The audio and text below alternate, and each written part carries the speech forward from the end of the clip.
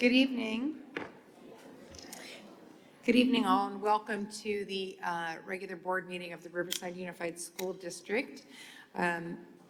We are here today for a study session. We have a couple of items that we need to take care of to vote on, but for the most part, we're going to be hearing things tonight. We've just returned from closed session, and no action was taken on anything. And so I would like to call our open session and call it to order. And I would like to ask Justin, if you will lead us in the Pledge of Allegiance, please.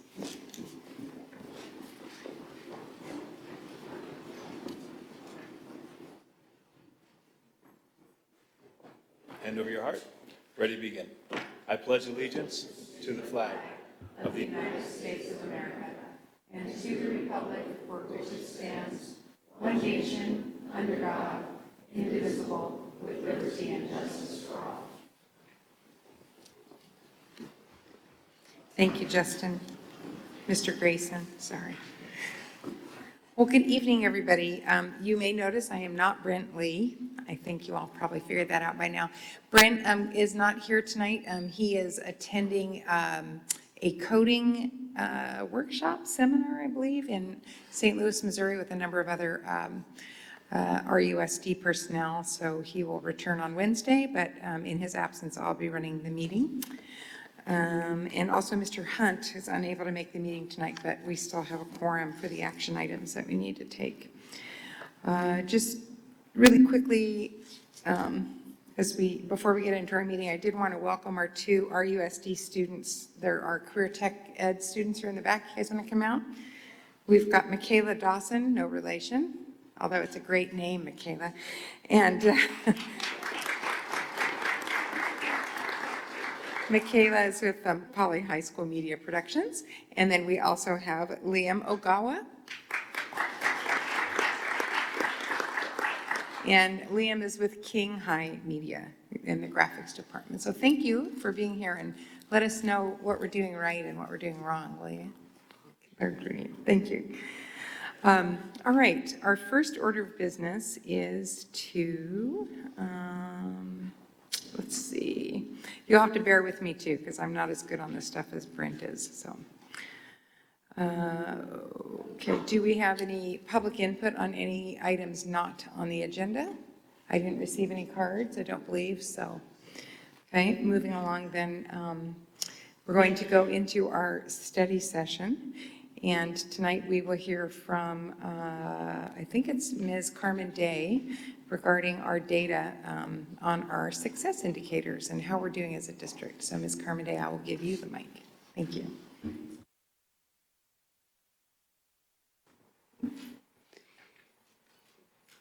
Vice President Locke Dawson, Dr. Hanson, esteemed board members, tonight we have an opportunity to revisit our 12 success indicators from an initial presentation that we provided back in August. And in order to do that, we're going to be looking a little bit at the instructional direction of the district to set the foundation of why the 12 success indicators.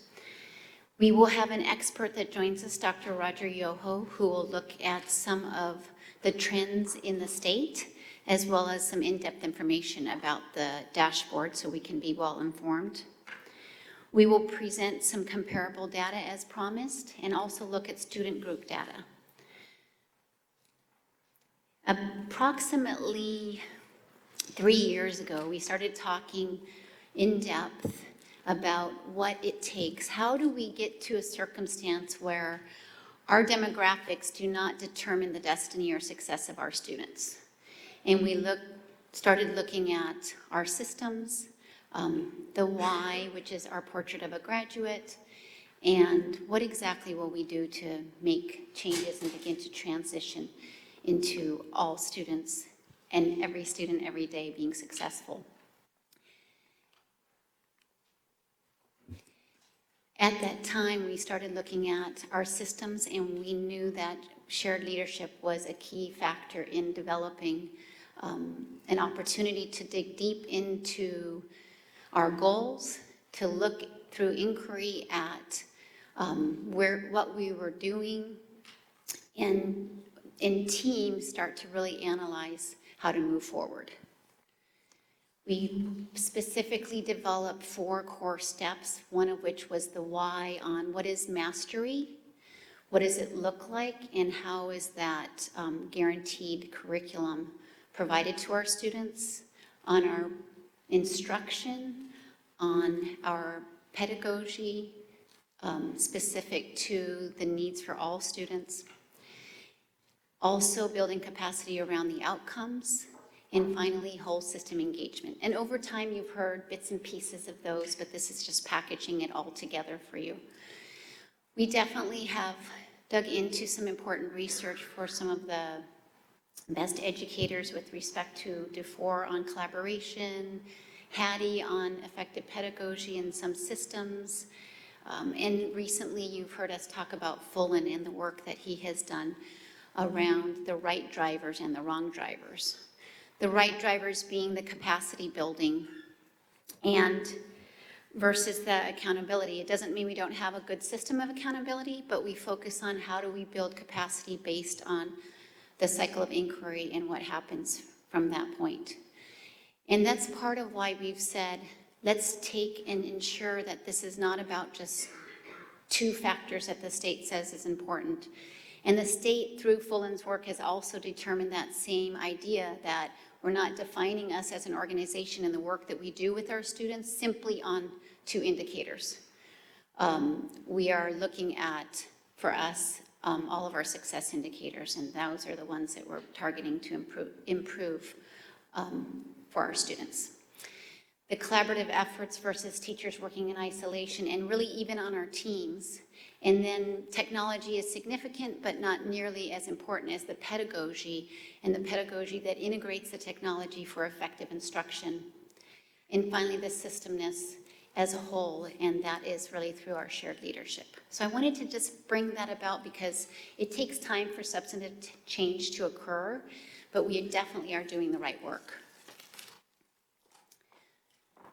This connection here really talks about the state's system of accountability, and through the LCAP and our 3 goals that you saw in the center of the shared leadership, you see that it aligns with what the state's expecting us through LCAP with respect to conditions of learning, student outcomes, and specifically engagement. And you'll notice as we start to discuss a little bit more about the dashboard that will be coming out in November, where you'll see the data, secure data, you'll notice that it makes note to say a very well-constructed LCAP will bring about the achievement that you're looking for. So that is a very big plus for us, and I know we still have a journey in that way. You see the success indicators, and what I wanted to do is just remind you of those, and we've talked in the past about how they align with the dashboard and how we report to the state. You're going to hear a little bit more about that, but I wanted to just give you the example of you'll see this new box around the outside, and it's the college career indicators on the dashboard, and what we've done is we've broken those out to be more specific. It allows us to be more detailed in those areas and have an expectation in those areas.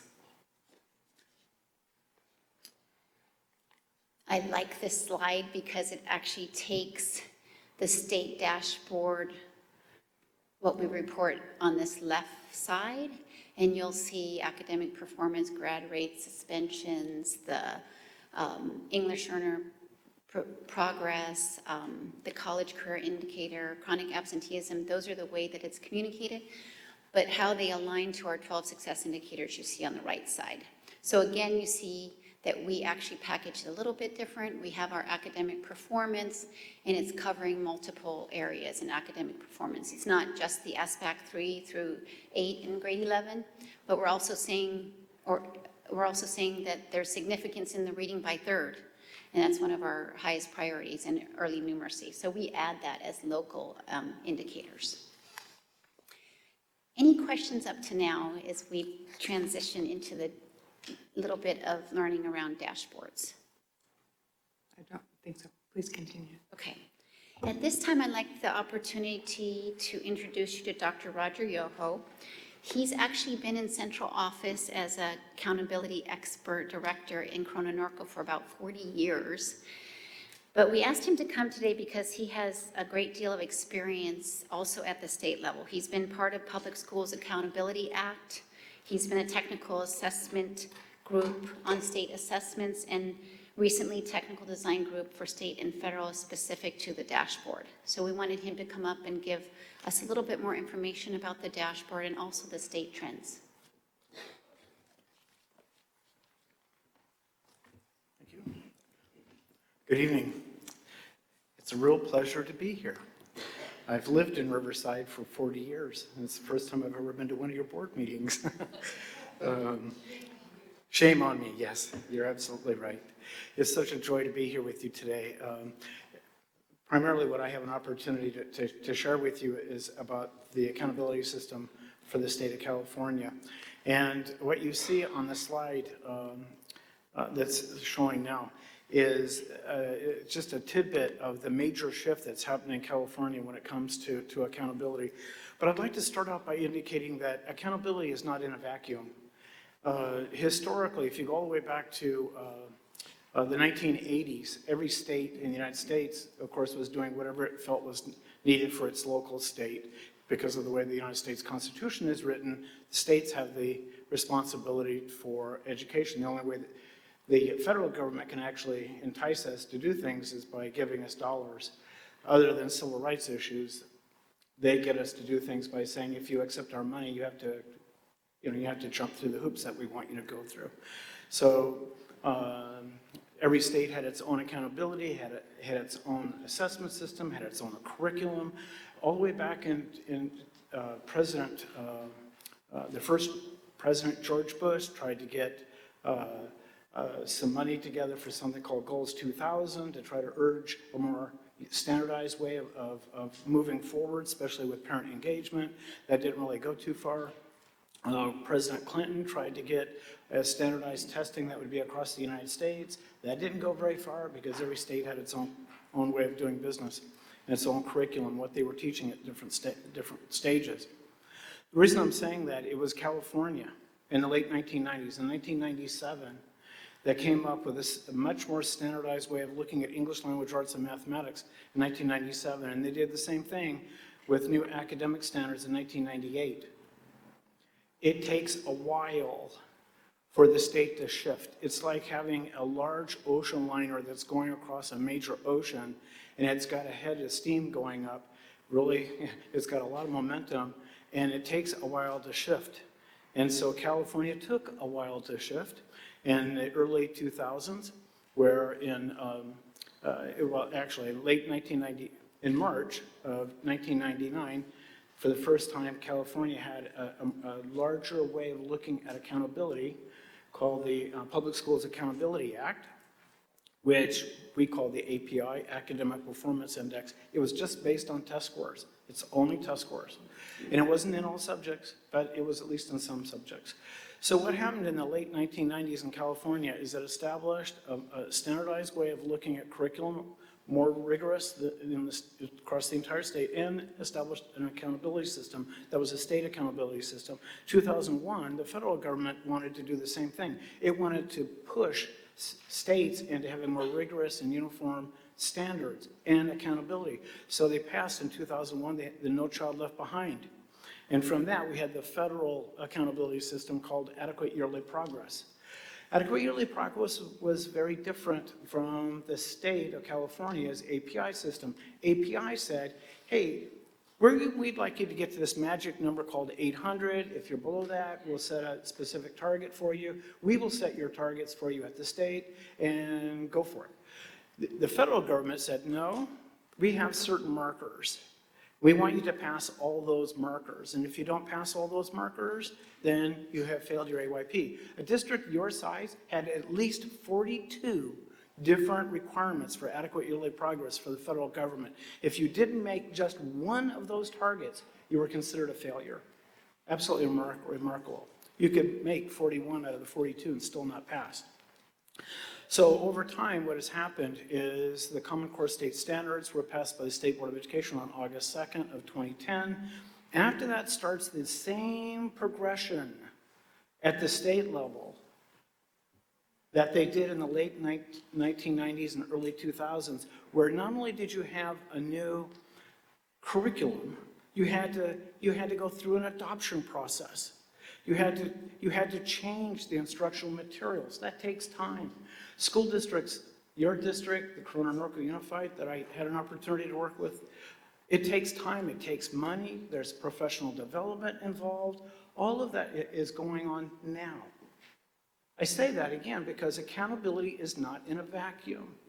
So the new accountability in the state of California, as you well know, was the local control funding formula that was passed in 2013 had a provision that said there was going to be a new state accountability system. The State Board of Education has been working feverishly ever since then to create a new accountability system. Meanwhile, in 2015 and 2016, districts like yours had to try to guess what to look. And from the state perspective, it was okay for you to guess because they were throwing the responsibility and giving you the option of being, for your local district to measure whatever it thought was appropriate to measure. And you do that through your LCAP. The only real guidance you were given for the beginning of the LCAP process, and this is the 4th year of LCAP, was the fact that they said they wanted, pupil conditions of learning, pupil outcomes. They wanted to have engagement, but they didn't really specify specifically what that was. So what your district did, I thought, was really right on because it came up with what you have as your success indicators. As it turns out, because you all were paying attention to what was happening at the state and how things were evolving and changing, and what you had for your success indicators actually is the dashboard that eventually the state comes up with. Not word for word, but exceedingly close. To the extent that if I go back to slide 5, and it's hard to read, but on the left-hand side, you're going to see those 3 indicators that they're asking you to do your LCAP with. They're the social emotional area, which is conditions of learning, which is on the top. Then you've got pupil outcomes in the middle, and then you've got engagement. Your district already created your success indicators, which does everything that ended up in the dashboard that is about to be released. And so this is a beautiful slide because it really does show exactly how things have matched up with the state's dashboard. So the new dashboard, the new way that the accountability in the state of California is, it's not just looking at one measure. It's not just looking at test scores. It's looking at a much broader perspective of what happens in the school system. Beautiful. When my kids were going to school, I visited the school. I knew what the test scores were, but I wanted to know a lot more about what was happening on campus. What other opportunities? What other things are happening on campus? And what the dashboard does is it's saying, yeah, the state understands that, and its new dashboard indicators are actually a much broader perspective. It also helps to identify areas of need, particularly for subgroups. A subgroup is any group of students that has 30 or more students. So the different ethnic groups, special education, English learners, socioeconomically disadvantaged. If a school or a district has at least 30 students in those categories, then that's going to be a significant subgroup. And what's beautiful about the new dashboard is that it will identify where all the different groups are. But it does more than that. It does something exceedingly important. Unlike the API, where the state said to what your district was, it said what your year-to-year targets were, and not like the adequate yearly progress from the federal government that said, here's just a certain line you have to cross, and if you don't, you fail. It's incredibly important to know that the state of California is emphasizing continuous improvement, continuous improvement, continuous improvement. The federal government will have targets, and I'll show you that in just a moment, on certain indicators. But the State Board of Education is emphasizing, along with the California Department of Education, it's all about where are you now? setting targets for the future, and having continuous improvement. That is where they're going. And so it's a beautiful system, I think, that they have created. On the next slide, they're trying to make sure that they're very transparent to the public as to what's happening in schools and in school districts. And so they've kind of come up with a consumer report type of way of looking at how school districts are doing on the different indicators. So you have red at the bottom, which is the very lowest, orange, yellow, green, and blue being the highest. Green is considered a state target. That's where they're hoping school districts will eventually get to, if they're not already there, to get to green. Yellow is approaching.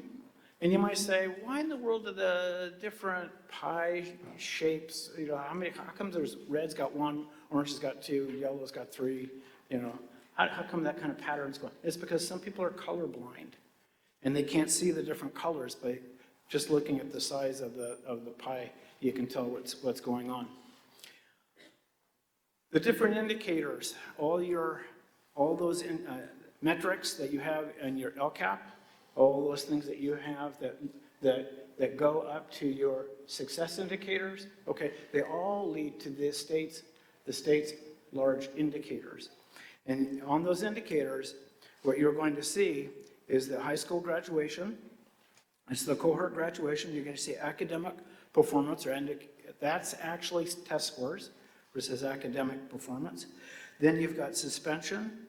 You've got English learner progress indicator. You've got the college and career index, and eventually you're going to have chronic absenteeism. On the next slide, what you'll see is the way your dashboard looks right now if you go on the California Department of Education's website. But this is a really important point. Because this new accountability system is so different, because it is multiple measures, because it is looking from one year to the next, because it is doing so, it was so different that what they did at the state was a very nice thing. What they did is last March, although they were using very old data, in some cases all the way back to the 2013-14-15 school year, what they did is they just said to educators and the public, this is the kind of accountability system that we're going to have. It came out last March, and so it will have, it will indicate how many subgroups you have at the district level or a particular school level. It will actually tell you how many groups, subgroups happen to be in the lower ranges, red or orange. Again, I want to emphasize this is very old data, and it's just out there so that people will get used to the idea. This is what it looks like. Ask your questions. How did we derive this? How did we figure this out? How did we figure that out? That type of thing. But it's just trying to get people used to it before it goes operational. When the state says something goes operational, it's like a race where you come up to the line, you're getting ready, set, boom, the gun goes off and you start running. That's where you start from. Where you're starting from really is going to come out in November of this year. It's just about a month from now, maybe a little bit more than a month. Well, right about a month from now, you'll get these indicators, and it will be your starting point. It's going to say this is where you're starting, and every district will look at where they're starting. They're going to look at their strengths. They're going to look at their weaknesses. They're going to sit there and set targets where they want to go in the future. So what the state does is it's saying that it's going to have, you know what, I didn't know it did that, so I'm going to go back. It's going to emphasize, this new accountability system is going to emphasize something called status and then change. Status is where you are right now. Change is just the difference between what happened last year and this year. So when this comes out in November, the status will be your 2017 data, let's say in Smarter Balanced, so your Smarter Balanced scores in 2017, and then the change will actually show the difference between the 2016 scores and the 2017 scores.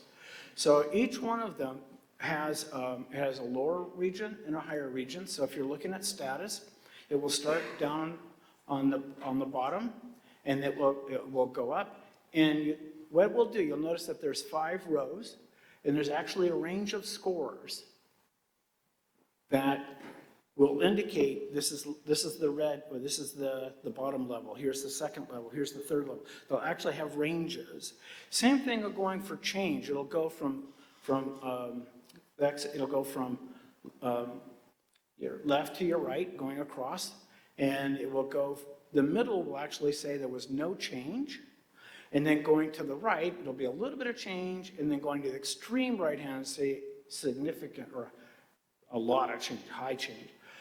Starting again from the middle where it says maintain, if you go one step to the left, then it's going to say from the middle, it will be a little bit of a change going down, and then if you go all the way to the left, it's significant going down. So what the state has done is it's used those color codes that I mentioned a minute ago, that's kind of like consumer report, and it's actually said where the different color codes are, so that it can say, here's the level 1, which is red, orange, 2, yellow, you're approaching the state standard, green being state where the state would like you to aim, and wow, if you can get the blue, woohoo, that's really good. So now you can see that your success indicators really do match up beautifully with the dashboard. You might say, well, the very top star there is one that says attendance. That's because your district has done something incredibly wise. Instead of calling it suspension, which means the child's not in school, they're not getting instruction, they're not learning the standards, they potentially are falling behind. What your school district is emphasizing is not the negative, it's doing the positive. Attendance is you're actually physically, the child's in the classroom. This is beautiful. They're in the classroom, they have an opportunity to learn, to keep up, and the more kids that are in school and learning, why? Of course, they're going to succeed. So then the other indicators, you see the stars are the 5 indicators that you see that the state has. I told you the academic indicator is test scores, and so it's actually broken into 2, the English language arts and mathematics smarter balance scores. Eventually, it'll be more than just smarter balance. It will actually be the science exams, and the exams both in English language arts, mathematics, and science that are for students with profound or cognitive disabilities. Those are not included right now, but they will be in the future. And then you've got the English learner progress indicator. That is a really fantastic, and that's my opinion, indicator. And the reason is because if you remember the old AYP, it didn't even have the English learner in there. It had a subcategory called English learner subgroup, but it didn't have a major indicator. It was just English and math test scores. When you get an API, again, it had a subgroup called for English learners, but it really didn't give you credit for students that were going to be RFEP, so you had a successful child, and they went from EL category to RFEP. You were not given credit for that. And you weren't given credit for the success you might have had with long-term English learners. And even what you used to have with English learners is you actually had a different accountability system. It was called Title III, and that report came out at a different time. It was not emphasized as much as it could have been, or perhaps even should have been. And so what the state of California did, but even before the federal government did, is it said, no, how well the English learners are doing is critically important, and it's going to be one of our major indicators, and that's why you see the star there. And which is really nice for your success indicators, is that the College and Career Index has been split up into the 4 major categories that actually make up the state's category, College and Career Index. What I'm trying to say to you is, everybody in the state's going to want to do what you just did. Because they're going to get one number, let's say 50. They're going to say 50% of the students are prepared for college and a career. And you have to actually look into the dashboard. You have to look at what makes up this thing called College and Career Index. What makes it up is what you have boxed. It's all those different indicators. It's the A through G eligibility. It's this getting college credit for high school kiddos. It's getting the pathways, career technical education pathways. Everything you've got in that little box, and how well students are doing on the AP tests or IB, all of that is what makes up the College and Career Index. So you've got it beautifully already out there.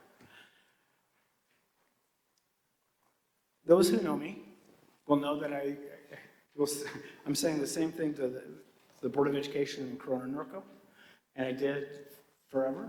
I just keep trying to remind us we're in education. It's not fast food. It's not fast food. Things change slowly, and we need to be patient. Our natural inclination was to want everything instantaneously. We do a little something, boom, we want the results right away. It just doesn't happen that way. What we're hoping for is like this Amazon 5-year stock market illustration. Over a 5-year period, the stock was started kind of on the low side, and from day to day, sometimes it went up, sometimes it went down, up, down, up, down. But over a long period of time, it went up significantly, to the extent that really Roger wishes he had bought the stock at the beginning. In most districts, including your district, and in Corona Norco did as well, when you started doing the old California standards test, the percent of students at or above proficient was low. But over the next 10 years, it grew, and grew, and there was just significant growth. So my point is, it takes time. Think about what is happening across the entire state. The state finally has English language arts materials that are actually matched up with the Common Core state standards for California. It took time for the state to have those developed, approved, for districts to go through their local area of figuring out what materials they actually want to do, for us to have money. I don't know how much money you all spent, but it's incredibly expensive. It's so extremely expensive to get new materials. It takes time for professional development, for teachers to get acclimated not only to the curriculum, but now to the new materials. There's always going to be little holes, and you have to make adjustments as time goes on. It takes time. In fact, if you made a decision tonight, you're not going to really see the results for 3 or 4 years. That's just reality everywhere. That's not just here, it's not Corona Norco, it's not Riverside County, it's across the entire state. It takes time. I submit for your consideration that any school district, including the one that I had a privilege of working with, Corona Norco, they did a major adoption, and they're going to do another one for instructional materials. And I've already, the superintendent there has already told the local Board of Education, we may have very little changes in test scores for a year or 2 or 3 until everything really catches up. And so just don't be surprised. It just takes time. But then some really neat things happen. In this slide, what has happened is you're aware, of course, that the federal government passed in very, very late 2015, in December 10th of 2015, it passed a federal law called Every Student Succeeds Act, ESSA. And as the federal government was going through the regulation process and all that type of thing, which took an awful lot of time, they eventually came up where they're saying to states, like California, okay, every state has to come up with a state target in certain indicators like graduation, English learner, and the academic test scores like in Smarter Balanced English and math. So what you see with that star, and I know it's a bit of a challenge to read, but if you look at the status going from the bottom to on the extreme left, going from the bottom to the top, there's different ranges. Okay, and what those scores are, it's called distance from level 3. There's different, as you're very much aware, the Smarter Balanced test scores, there's actually 4 levels. Okay, standard not met, nearly met, met, or exceeded. Okay, so it's level 1, 2, 3, 4. Okay, well, what it does is says level 3, standard met, is grade level. So what the state is saying is, okay, how far are you from grade level? That's what you see on the axis going up. How far, on the average for your district, for each subgroup, for the school, where are you? Okay? And then going across, it's just what's the change from one year to the next. So what you see is where that star is where the California, The State Board of Education has approved a target to fulfill ESSA requirements. The State Board of Education has said in 7 years, starting now, 7 years from now, that's where our state is aiming to go. Okay, it's aiming to go. However, the State Board of Education feels very, very strongly that it's the local community, it's the local Board of Education that actually approves local targets. And so a lot of the districts that I'm aware of, what they'll do is they realize it takes a while to get going because of the professional development, and it takes time for the adoptions to actually get not only in, but implemented, and everybody get used to it, for this huge ocean liner to actually change course as it's going across the ocean. It takes time. So they're setting reasonable targets for about 3 years. And then just like you do with LCAP, an LCAP is a 3-year plan, but you adjust it every year based on the new current data you have. And so some districts, that's what they're thinking about doing. And so they're aiming for the state target. This one happens to be English language arts. Next slide happens to be mathematics, same concept. The ranges on the side are different, both for status and change, because it's all built on how scores were the distributions across the state.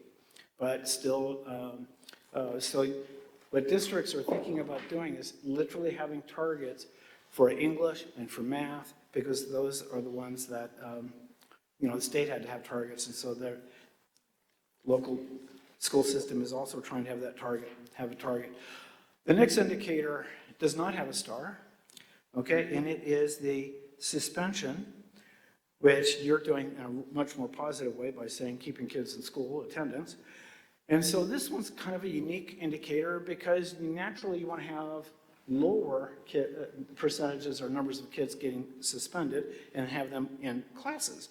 And so the other indicators will say we want to have higher percentage of test scores, go up higher. We want more kids at grade level, or we want more graduates, or we want more kids that are doing really well with English learner, progression to English mastery. Not in suspension, suspension, it's the opposite. You want to go low. And so there is no state target because it wasn't required by ESSA. However, school districts frequently have their own targets. And again, it can be an attendance target. It doesn't have to be, because if they're in school, you're going to be reducing. The next one I have is graduation. There is a graduation target, and I didn't put there's no star on this one, but right where you see the orange cell being outlined, that is the state target that the State Board of Education did approve. And so, and again, that fulfills ESSA. What's unique about this, folks, is you're going to have 2, not 1, cohort graduation figure.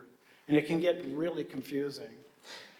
In the past, there was only 1 cohort graduation. It was a 4-year cohort graduation. It was like for your district or any school district, it included all seniors. However, what's happened here in the state of California, what this 5x5 was actually built on, excluded certain schools and certain students to come up with a target. And the reason is because different students have different needs. For example, the new graduation, or maybe the second graduation figure that you're going to see, is actually the one in the dashboard. It'll always be a higher number because it's going to exclude continuation schools. It's going to continue any special education schools that are working with profoundly disabled students. And there's certain categories of schools, juvenile hall schools. There's certain types of schools that are excluded because the state realizes the needs of those students, including students that are really credit deficient. Sometimes to help meet those needs of those kids, they're put in unique environments. They go to continuation school, for example. And so the state is actually developing a second accountability that goes along with this dashboard, different indicators for those to show success for those schools. You won't see that new alternate dashboard yet. It's actually, technically, the state will say it's going to be part of this dashboard. system, but the indicators will be different. Because it might be, let's say, helping kids to catch up credits. It'll help kids to actually be in school. We don't know exactly what the indicators are going to be, but it's that they will, it'll come in about a year. The difference, let me see if I can give you a real life example. In a school district, you might have on the cohort graduation for the dashboard, which is your district and comprehensive high schools.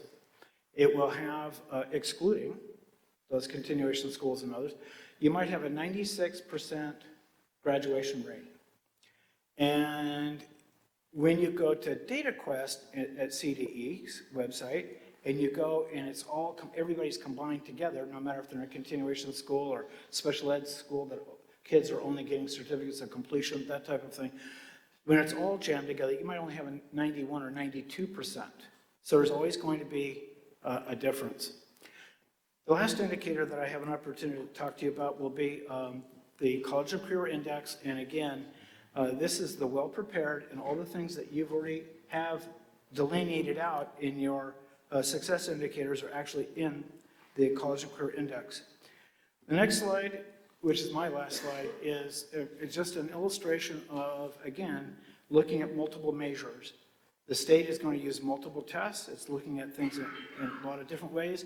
You're going to have a shift from the to LPAC, from the CELT test, and you're going to be shifting to the LPAC test. You should, I'm just telling you right now, everybody in the state should be aware that your scores for English learners will either stall or go backward a little bit because the test is a little harder. It's a little challenging. However, you'll get credit for your long-term English learners that do well, start succeeding, and you'll get credit for your students that go from EL to RFIP. Also, this slide just indicates again that you're going to have other tests that will eventually be in the accountability system.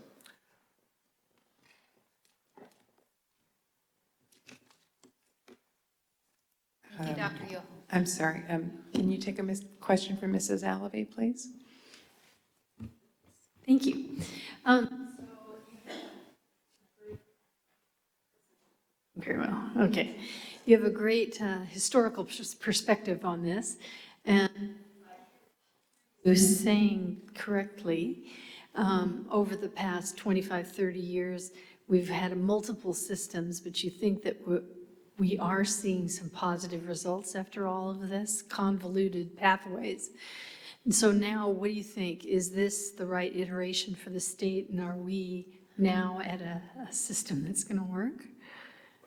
Great question. I personally think so, because it's looking at a broader perspective of what's happening on campus or in a school district. It's not just one little thing, like a test score. And I think that, I really appreciate you asking, that dashboard's going to continue to be improved, and there'll be new things added to it over the next 3 or 4 years. For example, the students that get the biliteracy seal, that's going to be included in the dashboard. You've got students in your district that get the California Golden State Seal Merit Diploma, that's going to be included. There's a whole number of things that are going to be included that will help even make it more, a much better picture. So I definitely think California is going in the right direction.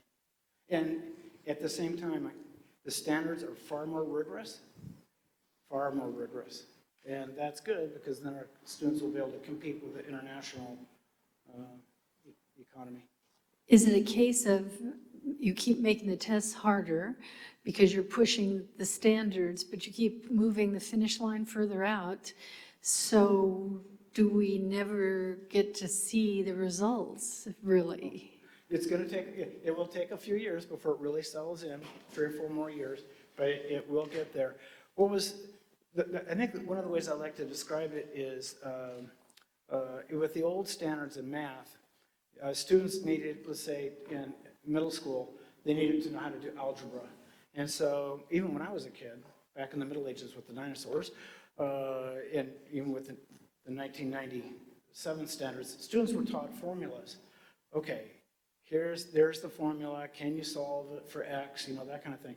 But they really couldn't take the algebra and go out in the world and actually apply that algebra, or even see that that's where I could use my algebra.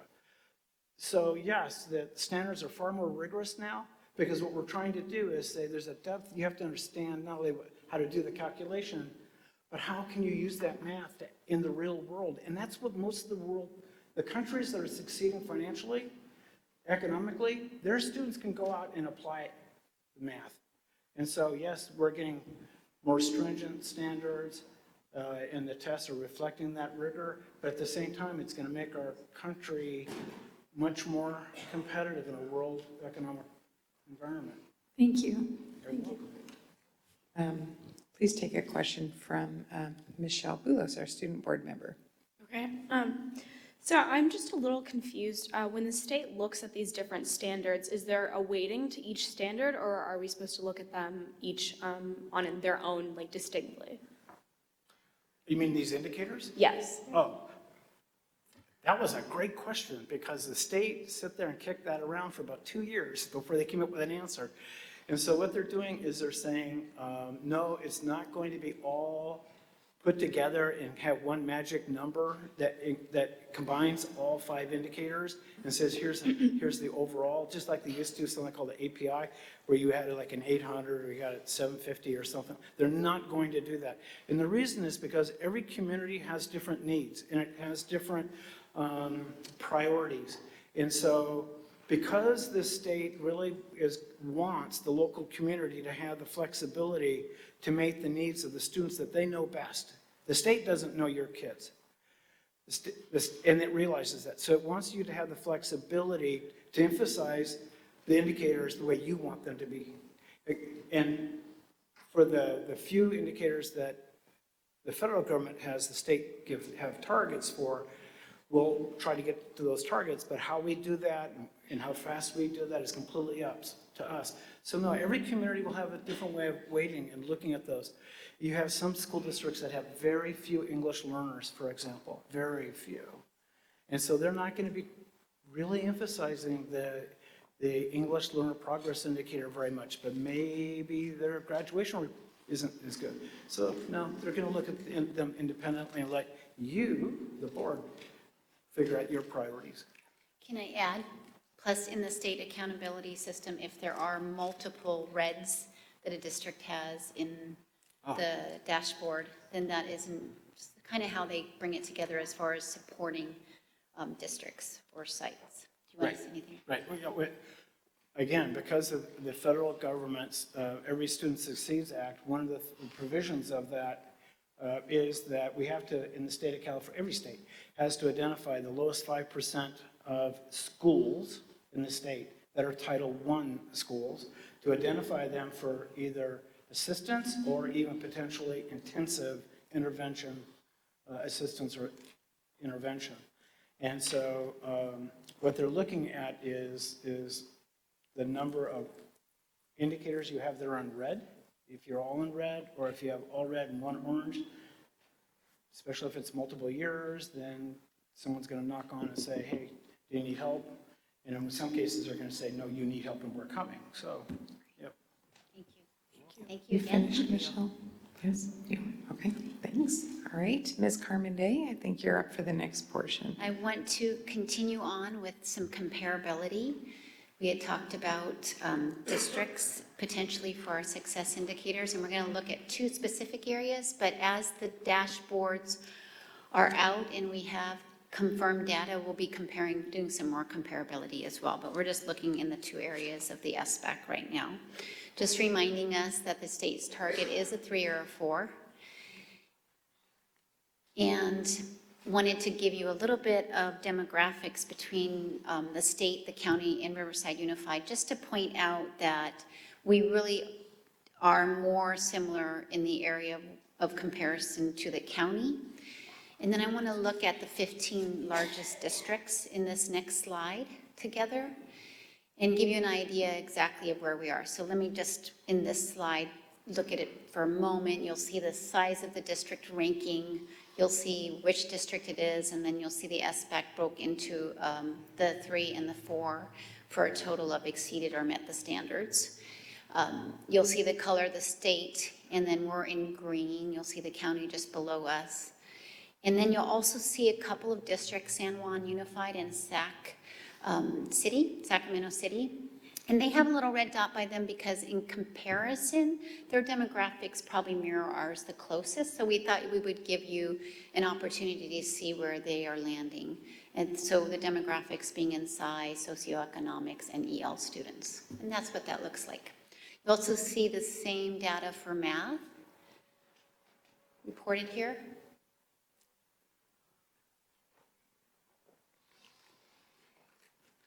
And this chart actually shows you in Riverside County our comparison to other districts. And again, we're in green, the state's kind of gold, and the county in blue. So you're combining the two, met and exceeded in the yellow. The column is the expression of the Correct. two, correct? Okay. Met and exceeded. And then you're using that for the comparison and the ranking. That's why the order of- ranking isn't, it looks better in some if you just look at Met, but we combine the two to put the ranking together. Thank you. You're welcome. And then you'll see that again for math. In the next slide, you'll see the EAP. Recall that is the Early Assessment Program that used to be in place strictly with an additional test and then items on the 97 state standards test.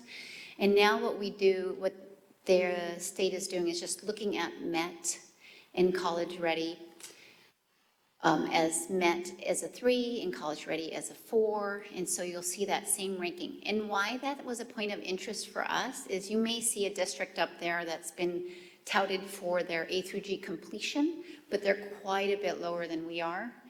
And I think that this EAP is significant to see that discrepancy that we should be matching. You know, if we say we're eligible for college, hopefully we can be ready for college as well. That's our goal, obviously.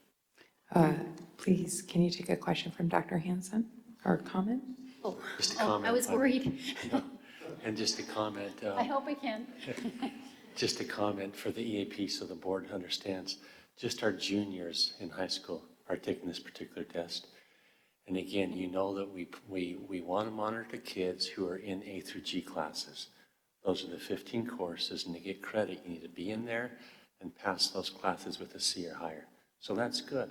And again, up and down the county and the state, we have folks, as they should, saying, look at our high A through G. However, the EAP measures, are the kids ready for college based on that test?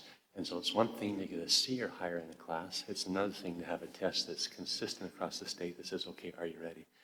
And so just keep that in mind. And so as we drill the data down more deeply in the district, we will continue to look at A through G.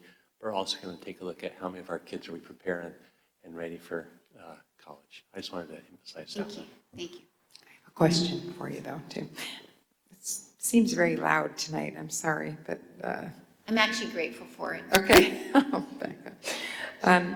So I think a lot of folks might be aware that the state this year, the Cal states have sort of taken a different tack in how they define or how they classify and put students into remedial classes. And I'm just wondering if you could speak a little bit about how that might impact some of these measures, if at all.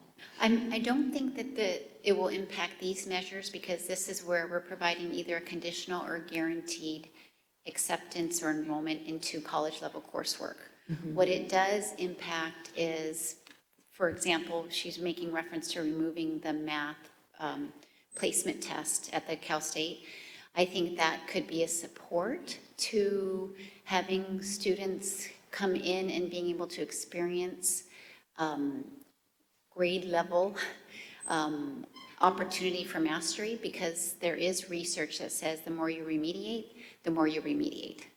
It's pretty simple, but it's true. And I think I actually applaud the CSU system for looking at that and saying, okay, maybe there's something valid to this if we keep losing our kids. And so it'll be something for us to keep an eye on as well. Right, thank you. And you'll see here the math displayed in the same way. Right now, I'm going to move into the actual success indicators by student groups. And before I do that, I just want to make note that we're going to go through each. You'll see the star for that particular indicator. And you'll notice that when we get to the English learner proficiency, because Dr. Lewis will be going deeper in that one, we're going to be letting him tell the English learner story near the end of the presentation. So we're going to just head through each of these. I also want to make note, so we'll look at each of the portions. You'll see the target up there, but I want to remind us, in August, we talked specifically, I believe, President Lee asked us about the targets and how we set them, and we had talked about how we need to refine how they are set to be reachable and based on analytics, so we will have a consultant assisting us with that this year. So I do want to make note of that before we begin. And then on some of these, you'll also see where it says internal reporting. The reason this says internal reporting is because it is average daily attendance, and it's something that's not exactly what the dashboard's going to be putting out, it's how we're putting it out for this indicator. On the far left, you see the blue, and the blue is actually what our measure was in 2016 and 17.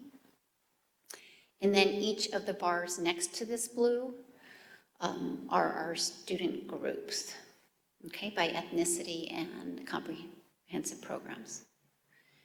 And I'm just going to click to, there we go.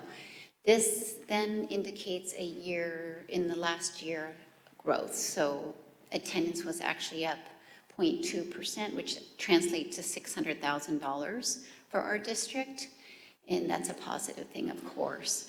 I also want to make mention for this particular, I'm not going to say it every time, but this is the one I'm going a little bit slower on so I can make sure everyone's with us on.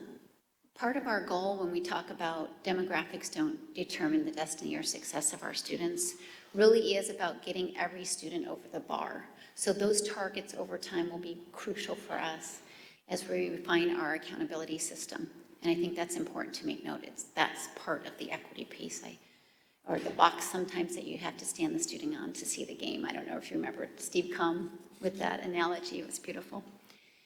So that's attendance. Now we're going to look at reading by third, and it's the same look. The only thing I would add on this slide is our summer literacy program has had a huge impact, and you'll see a substantial growth here. And remember, summer literacy last year yielded us about 73% of our kids who were part of that program did not summer slide. And this year, our data, it was even more remarkable. We served 500 more students, and 77% of them did not summer slide. 25% of that 75% actually grew. So it's amazing data program that's working for us. Can you please take a question from Mrs. Alvey? Thank you. When I'm looking at this reading by third grade, what exactly am I seeing? That 71.1% of our third graders have passed the Dibbles test? What exactly am I being told by that? So they're at benchmark or above in On the the dibbles. dibbles. In the dibbles. On the Thank you. dibbles. Yes. Okay. Thank you for asking the question. I appreciate it. But Okay. yes, on the dibbles. Thank you. Okay, the next one is early numeracy. And I'll start out by letting you know this looks higher. It is an actual proficiency on a grade level problem-solving task. So it's not like a traditional test. It's through Silicon Valley Math Initiative, and it's called the Mathematics Assessment Collaborative. And so this is, at the current point, our baseline year. We're also definitely looking at each of these definitions when we're refining our accountability system in Riverside. The next one you did get to see, but not by student group, is the SBAC in language arts.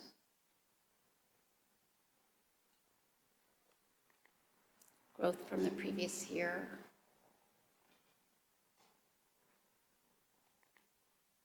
The next one is the math.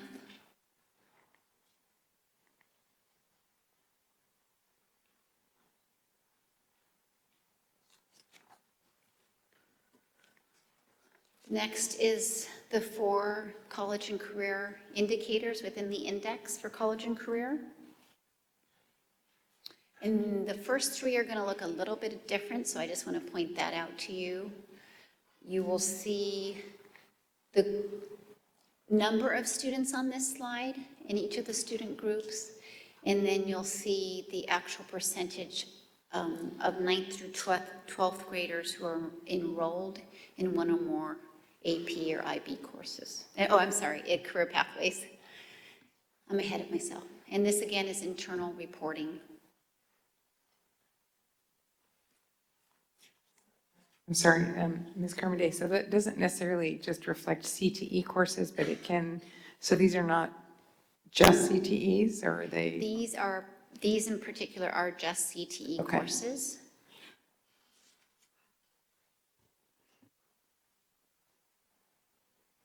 Okay, and now you'll see the advanced placement in IB enrollment. And this is also fashioned after similar to the last slide. You will see on the left blue bar, the percentage of students out of 9th through 12th graders taking coursework. And then you'll see the student groups. We have a question from our student board member. Wonderful. As for the 42% target, excuse me, as for the 42% target, what is that indicating? Well, that would be, see where at the bottom there where it says 23.7? That would mean that our target for 16-17 was 42%. Enrolled or? Of students 9th through 12 enrolled. Okay. However, this is part of why the question came up about how are you setting your targets? Are some of them even reachable? And so we've definitely began this discussion, so thankful for the question. And the next one is our last one that's fashioned after that same look as far as number of students. Okay, hold on just one sec. Mrs. Alvey has a question. Sorry, a little follow-up question to our AP IB enrollment. So that does not indicate that they've actually passed with the test, Correct. just that they've taken the course. This particular metric was on taking the course. However, we still look at that as a metric in the LCAP as far as pass. But for the indicators, we're really trying to encourage access and allow pushing students to the rigorous AP and IB curriculum. Thank you. And then going back to the dual college enrollment, again, it is fashioned after the same idea, but it's a baseline year. We had 68 students participate, and you see the student groups. And again, this is internal reporting.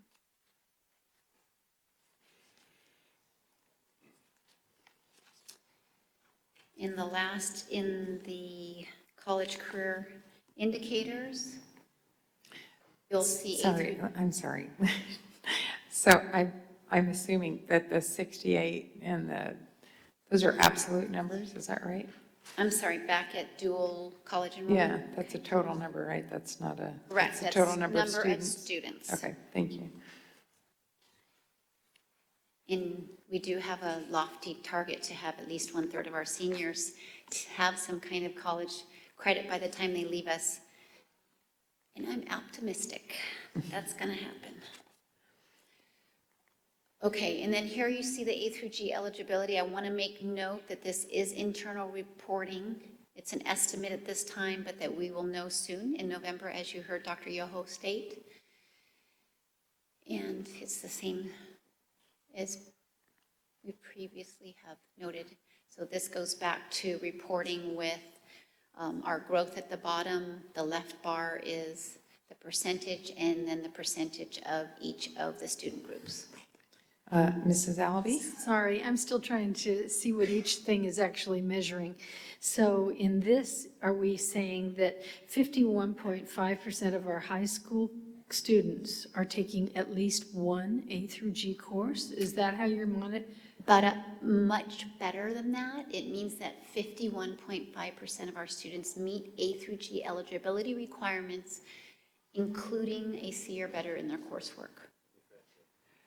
So they're taking post- an A through G course and they're doing C or better in that course. Right, because that's part of the eligibility for the regents, is that they have a C or better in their coursework. It's actually fantastic data. Okay, thank you. Dr. Hanson. That's really, Are you okay? Reminding us that it is internal and that it'll be out next month. Did you get your question answered, Mrs. Alvey? Okay. Thank you.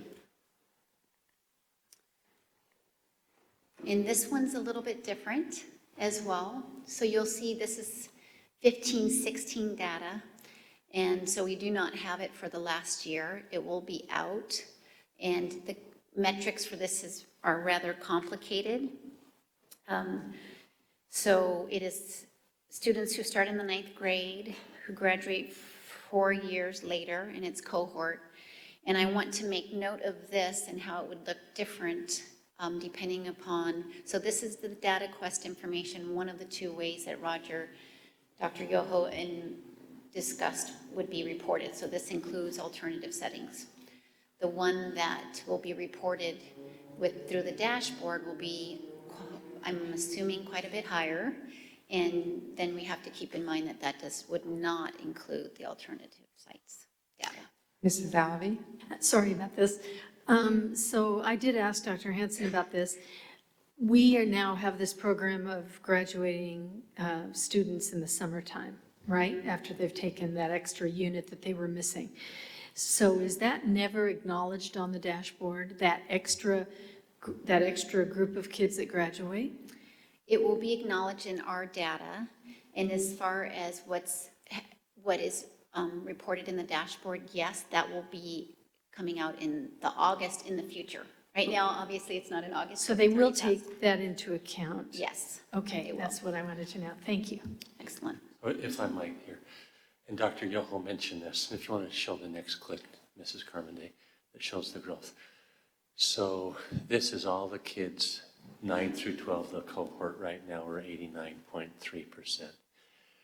Going forward, though, they're going to pull out the comprehensive high schools, and you've heard me publicly say that. We've done that in our comprehensive high schools. We're about a 95% graduation rate. But those who are at 91%, they'll be at, probably 96%.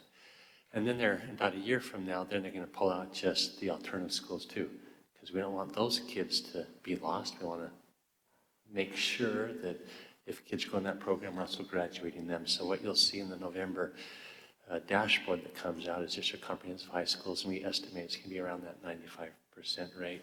A year from now, they'll show us the continuation schools, and I just want to publicly make those connections because I've made those publicly with you before, and also community groups. And so we see a change in graduation rate coming out this November. Okay? Thank you.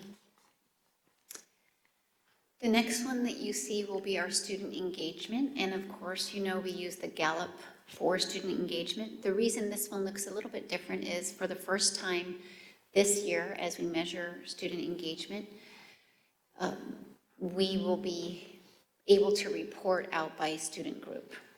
You'll notice kind of something that looks interesting, like we had this big dip, but I want to remind us that in 15-16, Gallup reestablished and removed well-being as one of the 3 areas of measure and added aspirational entrepreneur aspirations and financial literacy. And although we measure engagement here, they did also re-baseline their engagement survey. So that's why you see it change. So the real change is from 15-16 to 16-17 because it was reestablished. I also want to make note that we had a grand mean change that was an increase of 0.04, which is a growth, and that across our nation, the grand mean was actually declined by a greater number. So our district increased engagement for our students at a time when across our nation it was declining, and I think that's really significant to make note of. Ms. Carmody, was the measure used in 1415 the same as the measure used in 1617? Was it the same instrument? It was not. At the time that they changed to the two other areas that I mentioned, entrepreneurial spirit and financial literacy, they also adjusted the engagement questions, and so they reestablished the baseline for 1516. So 55, that 1415 is kind of irrelevant. It's not really. Not really relevant, but we yeah, wanted to report it's not consistently in comparable. all slides, and that's why we put it up there and Right. wanted to make note of it. Thank you. You're welcome. Here you just see a one-year growth. I want to make note of the colors. I mean, the green is growth from 0.1 or even 0.01 up. And then the white, where it's clear in early numeracy, for example, means that we have a baseline year, or in graduation rate that we did not report for that year yet, for 16-17. And then you'll see the orange means that we had a decliner. I will also make note that when you see the numbers for AP and dual enrollment, that they're reported by an increase in students, just in case. You can see there's no percentage there, but I just wanted to make note of that. And then I want to wrap up my portion of the presentation by just kind of bringing back this idea of the systems work that we're doing across the board is really the place in where we intend to get the impact, to make sure that we're focusing on the right things, that we're making sure that when we look at the data, we're looking at it with respect to building capacity around the outcomes and not saying, oh, those results, but what are we doing about it? Where are there places that there are potential gaps, and how do we fix that and at the same time move our district for all students forward? You'll see some of the bullets, and one is just implementing actions and services. That's one way of trying to ensure that we can get all students, every day over the bar. And then engaging our district in a data journey. The reason I make note of that is because we want to immerse ourselves more in data across the board. You know, the state took a break. We wanted our teachers to have the ability to be flexible, take challenges and risks as they implement the new state standards. And so we intend to, we'd like to put out like a success indicator a month with all the data district-wide, something new that we haven't done with an email. The first one to make note of the fact that we want to build capacity around the outcomes. So I wanted to make notion of that. I've already mentioned about the idea of having a very in-depth review regarding the indicators and the targets so that we can continue to improve on knowing where we're at and immersing ourselves in that. We are working on something that we're really excited to share with you, and that is the creation of an internal dashboard where we can get real-time data across the board for each of our success indicators, some of which, for example, attendance might have two areas that data will umbrella other areas, and it would go all the way down, so district level, site level, program level, down to student level. And we are in the beginning initial work behind that, led by our Assistant Superintendent, Jackie Perez. And you'll also see ensuring the clean and accurate student data. The more we immerse ourselves in it, the more we know that data has to be very clean and accurate in order to get clean and accurate data out. So it's something that we're looking at as part of the creation of the internal dashboard. And then the idea that our school goals and success are very much linked to the success indicators, and the actions and services that are impacting student learning are impacting through the 12 success indicators as well. Can you please take a question from Dr. Farouk? Absolutely. Thank you. So my question is probably more for Dr. Yoho. I know you mentioned how this process takes time and that we need to look at the trends and the broader context. And, if I could buy stock in RUSD, I would certainly buy it. I have confidence in the team and the direction and the plan that we're doing to move things forward. However, we don't want to be in a situation where, several years pass and we find out for whatever reason that things did not end up playing out the way that we would like outcome-wise. And obviously, the cost for students generationally to go through any number of years, no matter how short of time frame it is, that has an impact on people's lives. What kinds of indicators, whether they're outside the context of this data, I'm just saying in general, as board members, can we be ascertaining to determine like what kinds of warning signs or flags that we should be reassessing our strategy and plan throughout that process in the interim? Oh, great question, thank you. I'm going to go both. On the indicator, you'll see subgroups too. So when you're setting targets, you can set those targets. Oh, I'm sorry. I'm going to answer it both ways. The things that are in the information that's in the indicator and that's not in the indicator. The information that you can gather internally to ascertain how well your students are doing that's not part of the indicator could be formative assessments, for example. You could have both for English learners as well as the standards in English language arts, mathematics, even starting pretty soon you could do the science. You could have internal assessments that will actually tell you if they're built correctly so that they're measuring the same content at the same rigor level and in the same way, methodology. You can actually have those created. You can create them, and sometimes you can even purchase them, but you can get really fast information back. Particularly like in the elementary school where their youngsters are learning to read, which one of your beautiful targets is reading and numeracy. So you can actually gather data with formative assessments really quickly.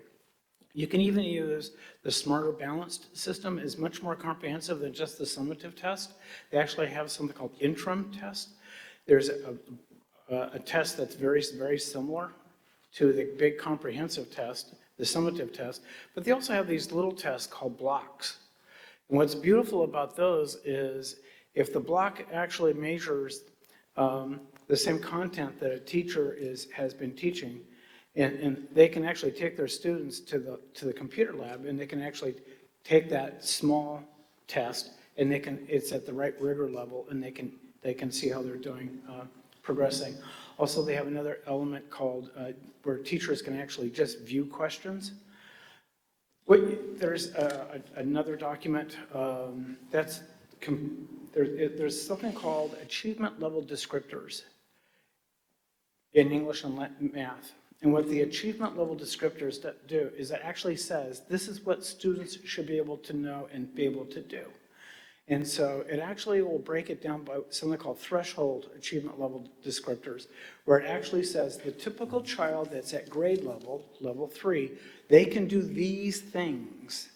And so when you're measuring internally, you can actually see whether or not students are progressing now, and you don't have to wait 2 or 3 years. We have found, when I say we, the districts I've had an opportunity to be with, they have discovered that oftentimes teachers are teaching the standards, and they are. If you ask them, or if you watch them, they're teaching the standards, but it's not at the right rigor level. And so a lot of times when they look at these threshold descriptors, achievement level descriptors, they go, oh, we got to step it up a little bit. We have to do more problem solving or more critical thinking. So there are things like that you can do instructionally. It's critical to remember, it's not about test scores. It's not even really about the dashboard. It's all about learning. It's teaching and learning. Because when the kids learn, there's effective teaching and learning going on, then all these indicators are just going to go up. And so you can do that with visits to classrooms, and there's a lot of ways you can monitor what's happening and work with teachers. Teachers often work in grade level teams to create common formative assessments. There's just a number of things. When it comes inside the dashboard, when you get your dashboard in November, you can actually look at subgroups. And so you can set subgroup targets. You can say this group, overall, for example, maybe your graduation rate was a really high, nice graduation rate, but you might have a subgroup that you're going, oh my goodness gracious, maybe you could do something with this subgroup. So you could monitor how well the kids are doing right away. You can actually monitor them. Let's say it's A through G. Well, counselors can actually look at how well students are doing A through G. And one of the districts nearby, what they did is they went through every single seniors to see how well they were progressing toward A through G, fulfilling all of their A through G requirements. Well, they discovered 48 kids needed to take fine arts courses. So the counselors knew that right away, and they were able to modify the kids' schedules, at least most of them, and you'll have more kids. So there's things you can do to monitor that will actually influence the achievement right away, actually. Thank you, Dr. Yoho. I'd like to interject one thing. Sure. Because I appreciate all of the ideas, and I want to make note that we actually do break down our data on what we monitor with the LCAP by student groups, and we have done that and have been commended for that before other districts. And it allows us to really see that. And with respect to the blocks for the assessment pieces, I think that is significant because that was one of the barriers to the interims, was it wasn't small enough to be able to identify the actual mastery that we were looking for or where it connected. And so most of the things he's mentioned are part of our instructional direction, and we would look forward to sharing more of that with you in the future if you're interested. I will also make one recommendation as far as being able to share each of the success indicators with the board at different board meetings if there is interest for that. So I'd like to hear that maybe at the end. Thank you. We have a question from our student board member. My question is also, Dr. Yoho, my question might also be for you. So as someone who has taken the SBAC last year, and while we're on the subject of these different testing standards, in your experience, how do you think that schools should go about recalibrating curriculum so that there's more applied content and beyond student just regurgitating formulas? That's going to be again, I honestly believe with all my heart it's all about teaching and learning. It's not about test scores. It's all about teaching and learning. And so some of the things that your school district's already doing, your district already went through an adoption, part of an adoption last year, and it's going to be scheduled to do it again in the near future. See, that's beautiful, because what teachers are doing right now is they're teaching the very best they can with old material across the entire state. It's not just here. So when you had an adoption, and so now you have teachers with new material, and you have some teachers with old, because adoptions take years. So as the instruction is going to come up rigor level, the complexity, as teachers are actually have more resources to be able to do it with. So basically, when they get new textbooks and other online sources, it will help an awful lot.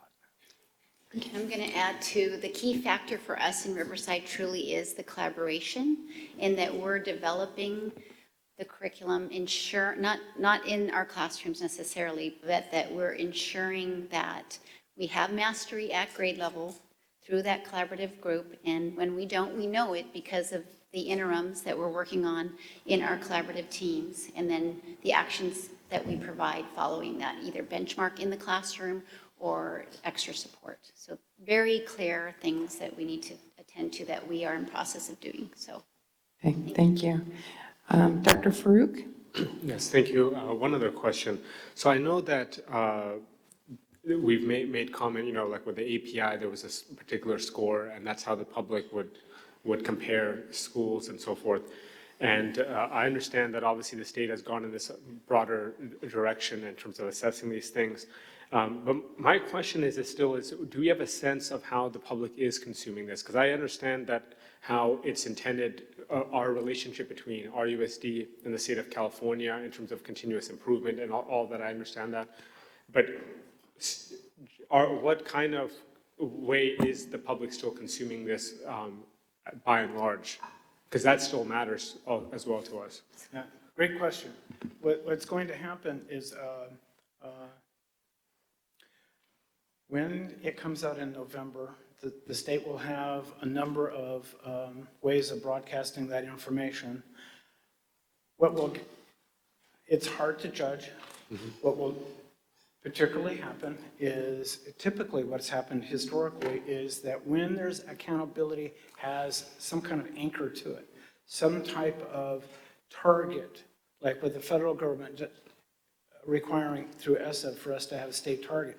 Well, those state targets were just set in July. So people are just now starting, you're actually one of the school districts that actually knows those targets even exist. So it takes a little bit of time. In November, when the dashboard comes out, more districts will have lessons and people will get to know what it's like. And particularly when the 5% of the lowest performing schools are identified by the state for assistance or even intensive intervention, that will again be another avenue for people to go, oh my. So it's going to take time. It's not going to, I bet you a year from now, I guarantee you a lot of people are going to know about it. Realtors will start using it just like they did with the API. They'll say, this school's got this district's really great. You're going to want to live there. You know, they're going to do all that, but it takes a little bit of time. But I guarantee you in the next 6 months, it's going to pick up a lot because it's the starting point in November. So by next June, almost everybody knows, especially because it's used with the LCAP process. This information is part, and the things that make up the indicators and your success indicators, all of that's in your LCAP. And all of that, as you go around and you're working with your different groups internally, you're going to be telling them about this. And so more and more people will get to know. It just takes a little bit of time.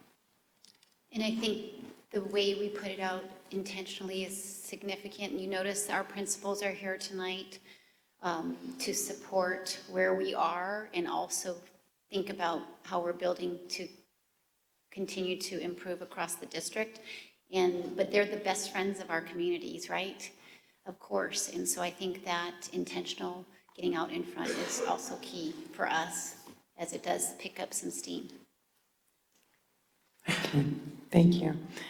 I think, is Ryan up next? Is Yes, Dr. so Lewis I'd like coming to up introduce next? Dr. Lewis. He's going to be telling us the story about English learners in our district. And, oh, you're here and ready. Great.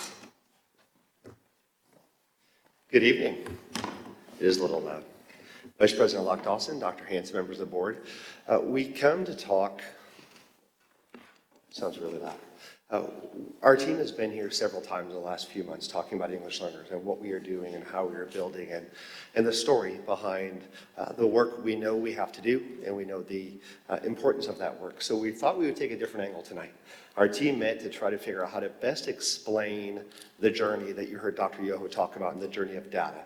So we're going to take a different approach. You saw the 5x5 grid that we spoke to earlier with English learners, very similar, that will be coming out.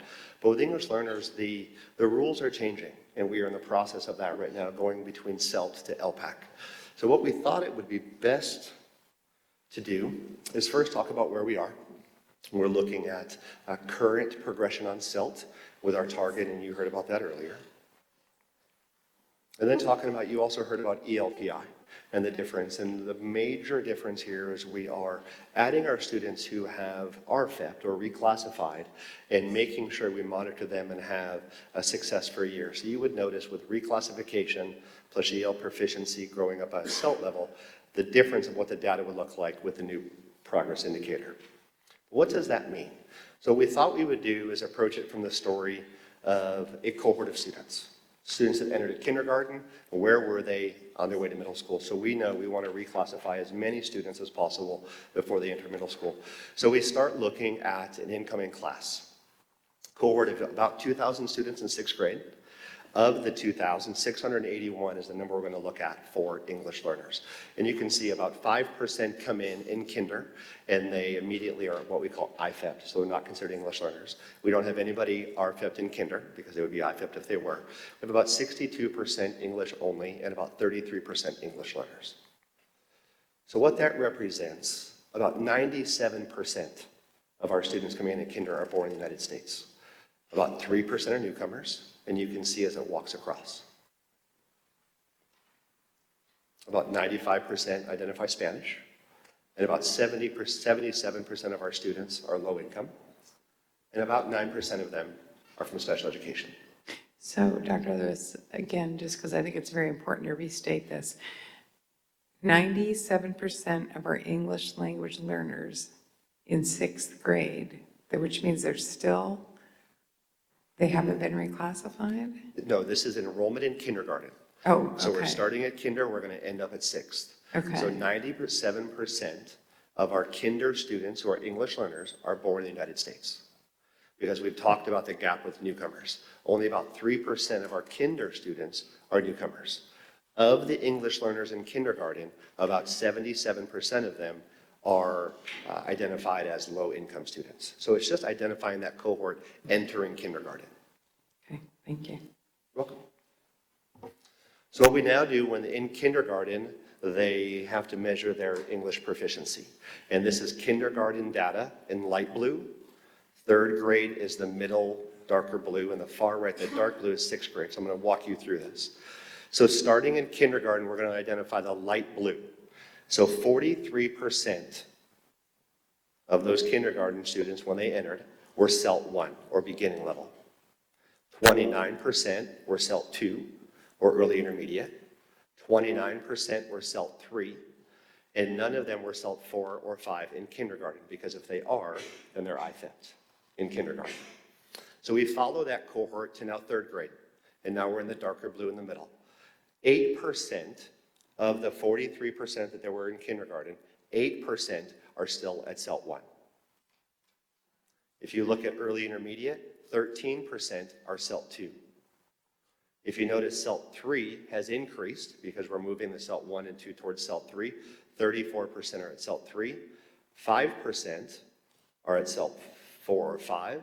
And 40% of them by 3rd grade are reclassified. So of the group that came in kinder, by the time they're in 3rd grade, we reclassify 40% of that incoming class. So let's fast forward to 6th grade, the same cohort. In 6th grade, 4% are CELT 1, 4% are CELT 2, 17% are CELT 3, 9% are CELT 4 or 5, and 66% have reclassified. So when we talk about that cohort of students who come in kinder, and where do they finish in 6th grade? Right now, currently, our elementary schools are reclassifying 66% of that incoming class. If you notice the 4 and 5, you may be wondering, why is the 9% not reclassified? It has to do with reclassification criteria I'll talk about in a second.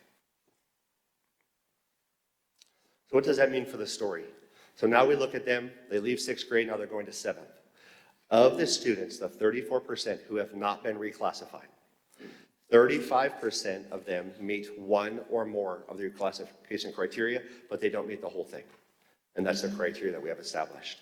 24% of them do not meet any of the criteria, and 41% of that same cohort are identified in special education. Yes, ma'am. Sorry, this is of the 40% in, let's see, no, sorry. Yeah, 40, it would be like 34%. Those are the ones that have not been reclassified, that are still English language learners, correct? That is correct. So of that 34%, 35% of that 34%, Correct. okay, are still not moving on. They meet one They meet criteria, one. but they don't meet all the criteria. Okay. Correct. Thanks. You're welcome. So what that means with data, and this is why it's going to change when we start looking at ELPI and reporting the data. So if you look at this 6th grade class, all students, all 2,000 plus students, 51% of them were proficient in ELA. Mathematics is on the right, but I'll just walk you through ELA first. When you look at the 6th grade cohort, 38% of those students, that cohort of English learners that started in kindergarten, 38% of them are proficient in ELA. The RFEP students is 53%. If you look at just the number of students that are remaining English learners by 6th grade, it's about 200 students, 5% of them are proficient in ELA. So why this is important? Many times in our EL story, we continue to look at our ELs, and if they've been reclassified, we consider them successful, we don't report them in our EL story.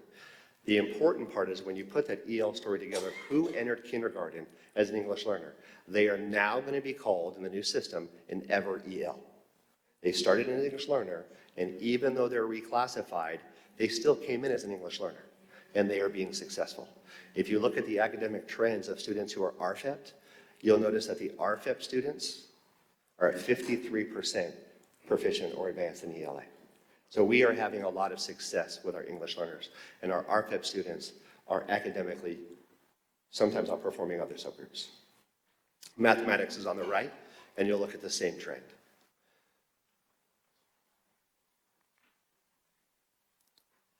So why we felt that was important was just to tell that story of a cohort of students coming into kinder and how they walk through. The last piece, I believe we were here in late June, talking about the instructional plan that we were working on with our team and how we're training teachers. So we thought we'd update you since then what we've done. So we had over 400 students trained over the summer as course leads or course mentors, working on our Blue Book, working on integrated ELD into content areas. We have also gone through and looked at our success indicators, and we're working through shared leadership with our leadership teams on meeting the needs of our English learners. Additionally, we're using instructional rounds at 19 of our schools where we are partnering schools together to walk and look at classrooms and look at how students are doing and learn together as part of that shared leadership. And that will be going on this year as well. So Dr. Lewis, under that bullet of developed action plans or strategies for English learners aligned to success indicators, is that to sort of bridge that disconnect between the reclassification and the SBAC scores? Because it sounds like even though they may not, the CELT scores aren't kind of measuring the same thing as the ELA on the SBAC, right? So I'll talk about reclassification in a second. What we're looking here is just core program. We're looking at instruction in the classroom and how our teachers are planning to meet the instructional need. The reclassification criteria, we will get an update in a slide or two ahead. Thank you. So progress monitoring and reclassification.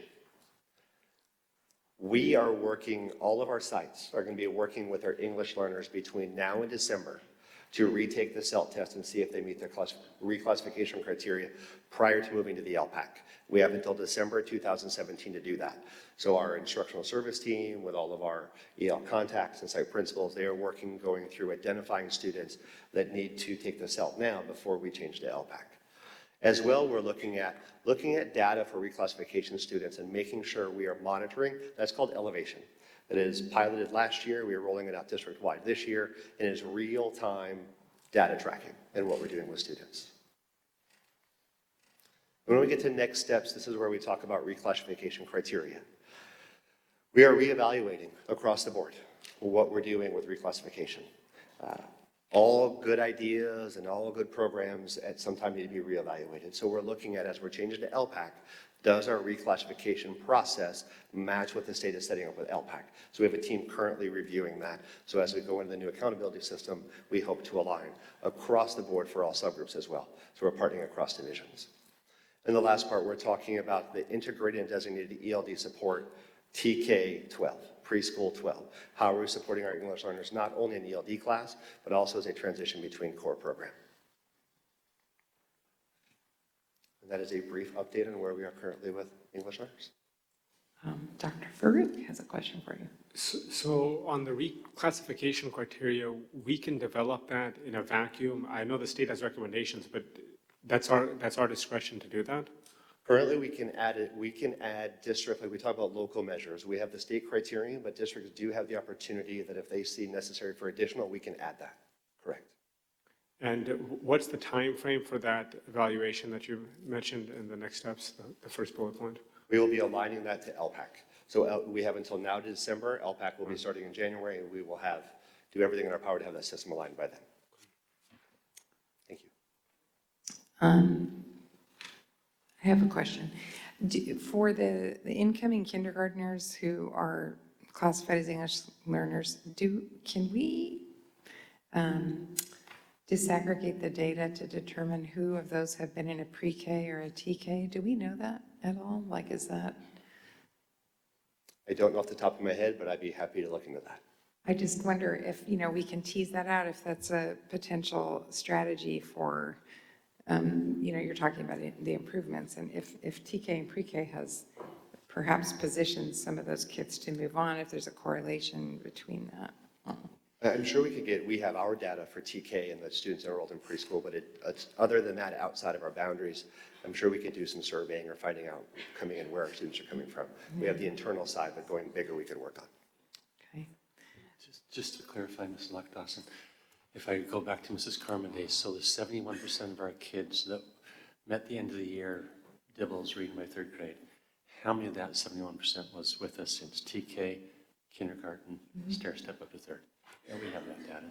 We will work on that. In our system. Just trying to tease out whether there's a correlation between whether they attended TK, pre-K, and their success later on by third grade, and also the English language learners as well. If they are still coming into kindergarten as an English language learner, and they had TK or pre-K, are they being reclassified sooner? Are they performing better later on, third and sixth grade? That's what I would. It's just a way to sort of look and see if there are other things we can be doing. I'm going to get to you in a moment, Dr. Hanson. I do have a question. Something that has always intrigued me, and I'm not sure who in the team can answer this, but something that's always intrigued me about assessments is that we are always looking at continuous improvement, right? That's always your measure is you want to see year over year improvement as things. Well, I've always questioned that as a statistically how but I'm just curious if someone could speak to, there is a natural limit on how much you can improve from year to year. So you start to pick your low-hanging fruit, you're moving forward, there's going to be less improvement over time. So your time horizon sort of is going to crimp your ability to improve. So I'm just wondering, how does the state handle that? Do you understand my question? It's going to be more and more difficult to attain your improvement standard. It sure will. On that 5x5, let's say it's English language arts on Smarter Balance, you're absolutely right. The state is very much aware. Thanks. The state is very much aware that getting to the green cells or the blue is really challenging. If you're in the blue area or even the high green, it's very difficult to stay there. That's why the state actually created a column that says maintain, just to maintain. So they actually realize there is a limit on how far you can go up. And so there's a little bit of, if you're really, really high, there's a regression toward the mean, so you will slide down, and they know you will. And that's why there's several cells that are blue, several cells that are in the green, because the state realizes that you're going to fluctuate, you're going to be going up and down. And if you're really, really high, you're still okay if you slip down a little bit, because it's incredibly difficult. It's like getting athletes. If you have a really, really great year at the plate in baseball, well, maybe next year you're not hitting 315, maybe you're hitting 310. You went down a little bit, but you're still a good hitter. Mm-hmm. So the state realizes that, and that's why they made their 5x5s the way they did. Okay, thank you. Anybody else have any questions? And I haven't gotten any cards, so I don't think we've got any questions from the audience. I'm going to turn it over to Dr. Hanson, who's going to sum up. He has some comments he wants to make. Thank you, Ms. Lockdawson. I want to thank staff for their hard work, and Dr. Yoho, thank you for your expertise, and for all the administrators in the audience. very grateful that you're here this evening. I have talked to our President Lee and members of the board, and I'm going to read this statement if I can. As we move forward to look at continuing to grow and close the gaps and really help our kids the very best, I want to link back to last March. Last March, Harvard University political scientist Dr. Robert Putnam shared his groundbreaking research with local education, business, and civic leaders here in Riverside. And his research focuses on the impact of growing inequality gap on children and solutions on how to try to move the needle in the right direction.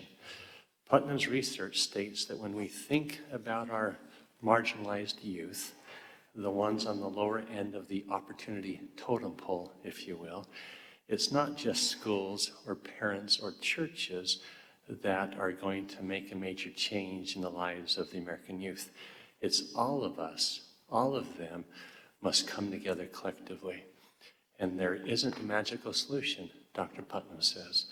The main advantage of focusing on the whole community is that the potential to address the problem is greater when we can collaborate and work together across local departments and agencies. Riverside Unified School District, as you saw this evening and heard, is the 15th largest school district in the state of California, serving over 42,000 students in 50 schools here in Riverside. Our diverse student population includes a student body that is 62% Hispanic or Latino, 23% white, and 7% African American. However, while the opportunity gap does include race as a factor, it's not the only factor. 61% of our students come from low-income households, and 17% of them are English learners, with, as you saw this just recently from Dr. Lewis, 11% of them are redesignated English learners. And historically, achievement data for students living in poverty, as well as our Latino and African American students, is significantly lower in this district than other student groups, not only here in RUSD, but also in the state and throughout the nation. And as educators, it's absolutely our duty to recognize and address any gaps that represent disparities among our children. And addressing these gaps is the first and most significant step towards reaching equality and opening access and opportunity for all students. It is our educational imperative that demands that we, here in RUSD, take action to ensure that all students are provided opportunities for excellence. And that is why this evening I am pleased as superintendent to announce that we are going to put together an equity task force with the main objective of defining the word equality at its most basic level and building a framework to address issues of inequality and disparity, specifically here within Riverside Unified School District. We will look at socioeconomic status, we will look at race, we will look at gender, we will look at sexual orientation and other factors and develop a clear, action-oriented plan for addressing those gaps I talked about earlier. All of this work will be framed around our 12 indicators for success, our guiding principles for the work that we do here in the district. And going back to Putnam's research, I want to make sure that we engage our community to the fullest extent possible. We will need our higher education partners, our civic leaders, our community special interest groups, our community business partners, our clergy and other medical professionals, and the list goes on, to be partners of this initiative and champions of the work we will embark upon.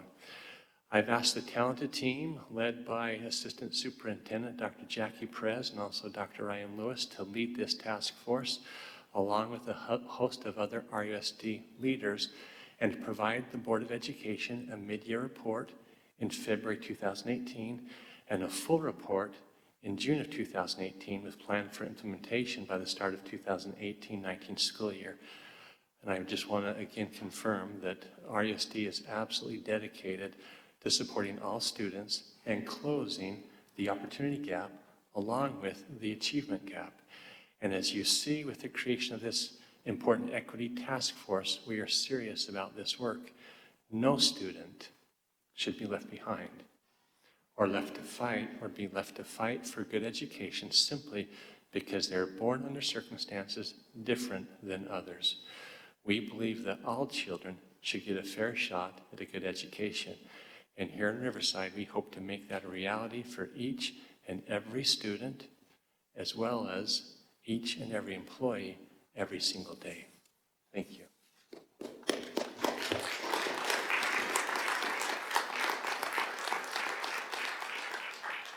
Thank you, Dr. Hansen. I think I can speak for the whole board when I say we all believe very strongly in this task force. I think it's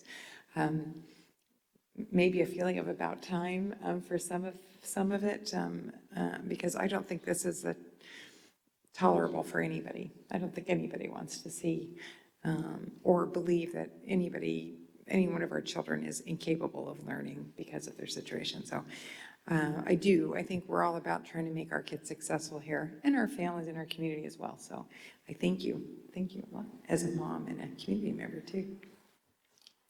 All right, anybody else have anything they want to say? No? Okay, terrific. So we are moving on in our agenda. Next up is our consent items, and these are really routine items that we vote on in a block unless somebody wants to pull something out. And does anybody? Motion to approve. Okay. Second. All right, we have a motion and a second, so I need to ask our board to please vote.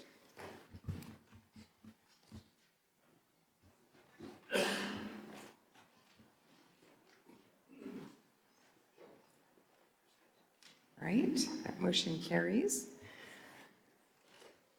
Our next item is we are moving into a public hearing. And this is sort of a two-part thing. We have a public hearing and then we're going to have an action item on it, and this is on our instructional materials. So first up, we're going to have the public hearing on something we need to do every year, and this is a resolution on our pupil textbook and instructional materials compliance for fiscal year 17-18. And at this time, I'm going to open the public hearing. And any members of the public who wish to address the board concerning the public hearing, please complete a request to speak in the back. I haven't received any cards, I don't think. And bring it up, and otherwise we will listen to Dr. Lewis give us share with us a brief presentation. Thank you, Dr. Lewis. As a condition of the receipt of instructional materials for funding, California Ed Code Section 60119 requires school district governing boards to hold an annual public hearing and make a determination regarding the sufficiency of instructional materials to ensure each pupil has sufficient textbooks or instructional materials within 2 months of the start of the school year in mathematics, science, history, social science, foreign language, English language arts, and ELD, English language development. Okay, any comments from anyone? No? Nobody from the public? Okay, I'm going to close the public hearing. Dr. Lewis, I think you're next up. We're moving into our action. Yes, ma'am. I would like to ask the board to take action on the next agenda item, which is to approve a resolution 2017-18-12, pupil textbook and instructional materials compliance for fiscal year 2017-2018, which indicates we are in compliance and have sufficient textbooks for this academic year. Dr. Farouk? Motion to approve. Second. All right, Mrs. Alavi. Cruz, please vote. All right, that motion carries. Thank you. Okay.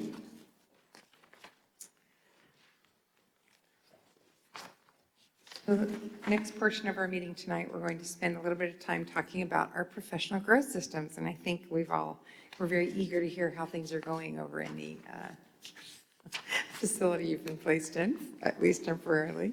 Mr. Garcia is going to give us a brief update on our PGS. Yes, thank you, Vice President Locke Dawson, Dr. Hansen, and members of the board. So tonight, we are going to provide you with a couple of different ways to give you an update since I last gave you an update several months ago. This is on the work of the staff from the PGS division in the last several months. What we're going to do first is there's a video that we'd like to show you. It's a 3-minute video, just giving you a peek of the system here in RUSD. And then I'm going to come back up and introduce a couple of people who will be providing you with an update based on the PowerPoint that's been prepared for you. Do you have all your members of your PGS team here tonight? Yeah, yes, so there are several of them here, and a couple of them will be presenting, and I'll be introducing them after the video. If you're out there, can you wave? All right. Yeah. Matter of fact, would you Stand please, up. if you're here from the PGS division, would you please stand, be acknowledged? There we go.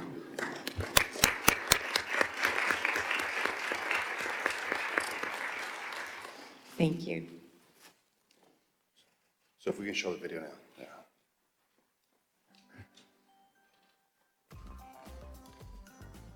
Professional growth systems is a way in which we are going to be supporting our teachers.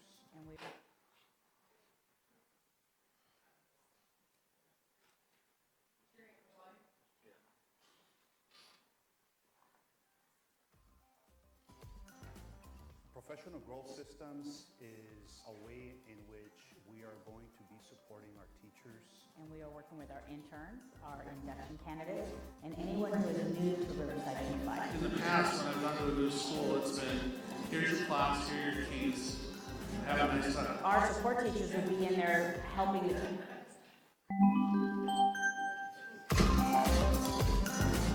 Professional growth systems is a way in which we are going to be supporting our teachers. And we are working with our interns, our induction candidates, and anyone who is new to Riverside Unified. In the past, when I've gone to a new school, it's been, here's your class, here are your keys, have a nice time. Our support teachers would be in there helping the teachers with the strategies. How are they teaching that content? The most important thing that happens in a school day happens in the classroom. We're going to be working with them all year long.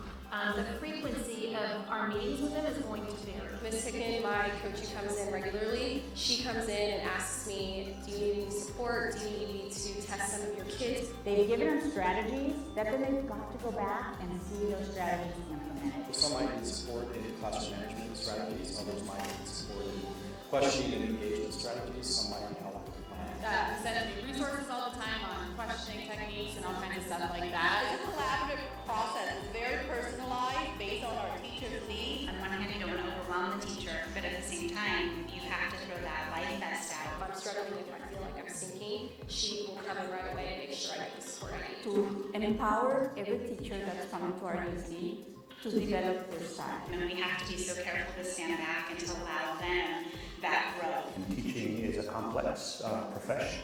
It's an art and it's a science. You know, I think the art of teaching is balancing that rare act of balancing connection and content. So we don't want to kill most of our support teachers. It's not about teaching how to teach.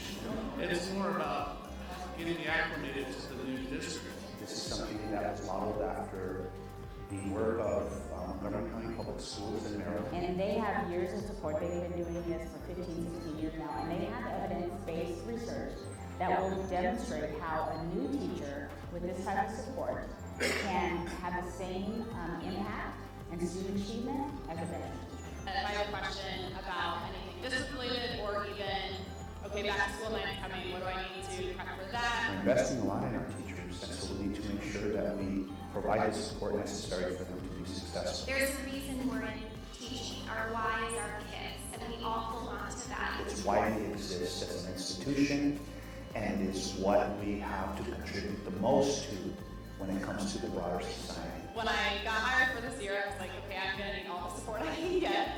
It's my first year doing any of this. So yeah, it's been awesome. If I were to say, rate this, 0 to 5, this would be a 5 experience for me. I feel supported on all ends that I can do this.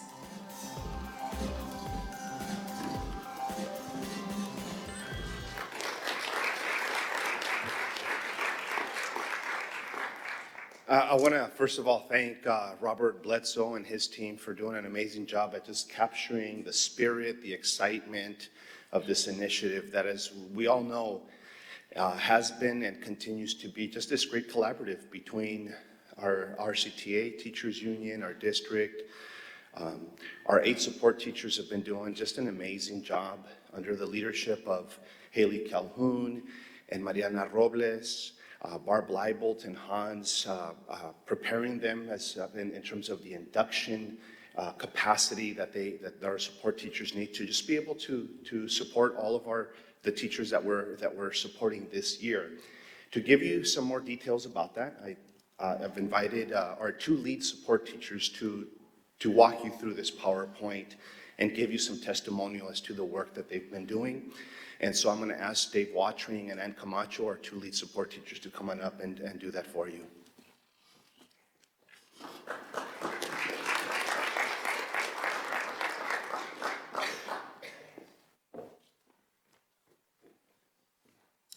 Good evening, Dr. Hansen and members of the board. After 2 years of planning and designing, the PGS team began its work on August 14th.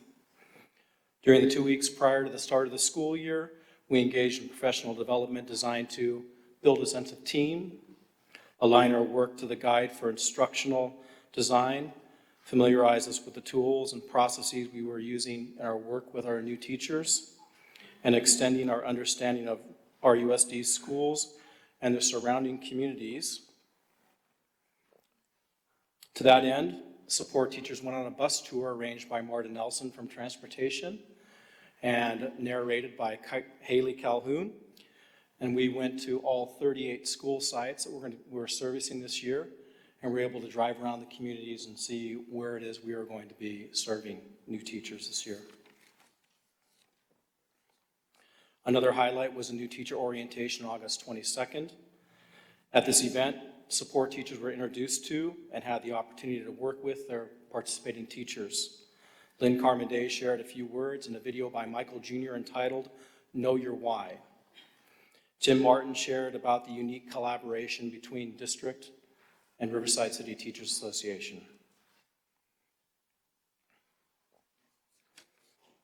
Currently, the 8 support teachers are serving 89 teachers, 49 of whom are new to the profession, and 40 of whom are experienced teachers new to Riverside Unified School District. The 89 teachers we serve represent 38 school sites, spanning all levels from pre-K to adult education.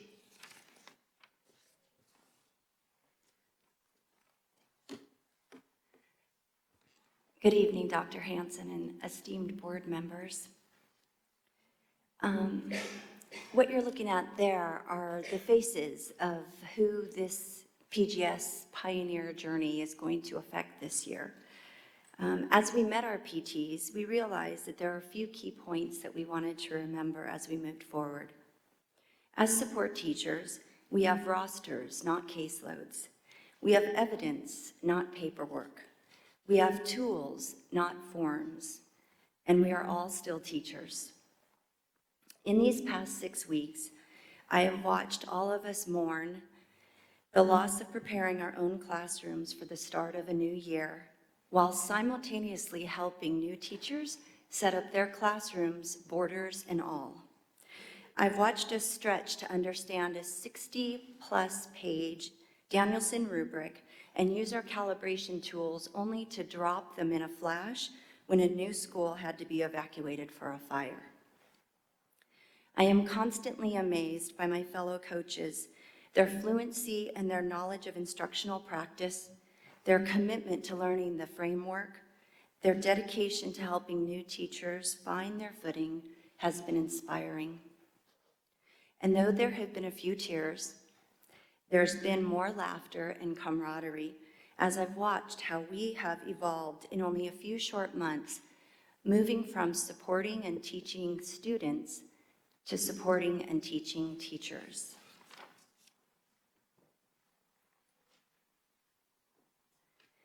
So, a recap on the last 6 weeks. What have we been doing? We have met weekly with our PTs, our participating teachers, face-to-face, as well as through emails, many long phone calls, and texts. We've met with our site administrators, and we can easily pick them out in a crowd. We are grateful for the support of Haley Calhoun in her work as our principal liaison as we learn the ropes from another perspective. We are grateful for her grace. We have completed a full cycle of informal observations for 89 teachers. We are now starting our first of 3 cycles for our formal observations. And like the teachers we support, we have continued to have our own PLC on Wednesday afternoons. We also have a division team meeting on the last Wednesday of every month, led by our fearless leader, Antonio Garcia. We have ongoing induction training with Barb Leibold and Hans Caulfield, and have continued our valuable framework training with Jory, our Danielson consultant, and of course, endless patience for Mariana Robles to help strengthen our skills. There are lots of logistics and calendars to support. I have been so impressed with the team doing a wonderful job figuring that out. Our motto has become meet them where they're at, support them moving forward. Great teaching comes from reflection put into action. And so our next steps. As I said, we are going to conduct 3 formal observation cycles this year, and we are already in the start of our first. The district is completing its 4th Danielson training cohort this week, as it covers an in-depth look at the 4 domains and the 22 subdomains of the Danielson framework, which consist of planning and preparation, classroom environment, instruction, and professional responsibilities. These have been cross-referenced with the California state standards, and the focus is on pedagogical language, observation, and coaching skills. And so finally, we have met twice now with our principal pair review panel, and our first midterm panel is coming up on December 5th. Our second will be on March 6th, and the implementation team will continue to work to consider changes as PGS evolves. Ultimately, it's been groundbreaking work, this forging of a new path, and we are grateful to be pioneers on this journey. I think it says questions next. Thank you. So we do have a number of questions and comments. Mrs. Alavi. Thank you. I was just curious whether or not things change with your approach to veteran teachers versus new teachers, or whether when you go into the classroom, it is the same for everybody and it just is what it is. Yeah, so it's interesting because I'm a veteran teacher myself.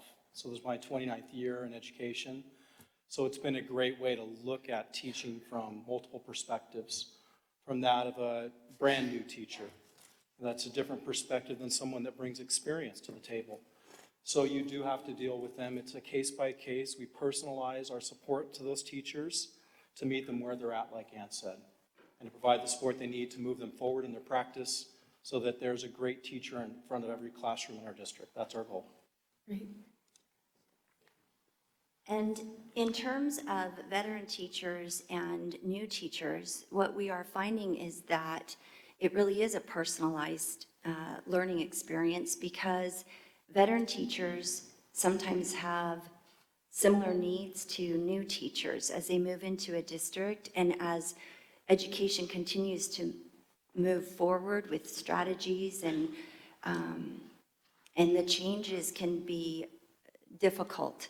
And so there's been much support given across the board with our 89 teachers, not just a heavier support with induction, which is maybe what we first thought, but the spread is fairly even. Good. All right, Dr. Farouk. Thank you. I want to commend Antonio Garcia, the entire collective team. It's been an extraordinary initiative to take this on, and fundamentally, this cuts to the heart of really impacting our culture of excellence, district-wide with our students.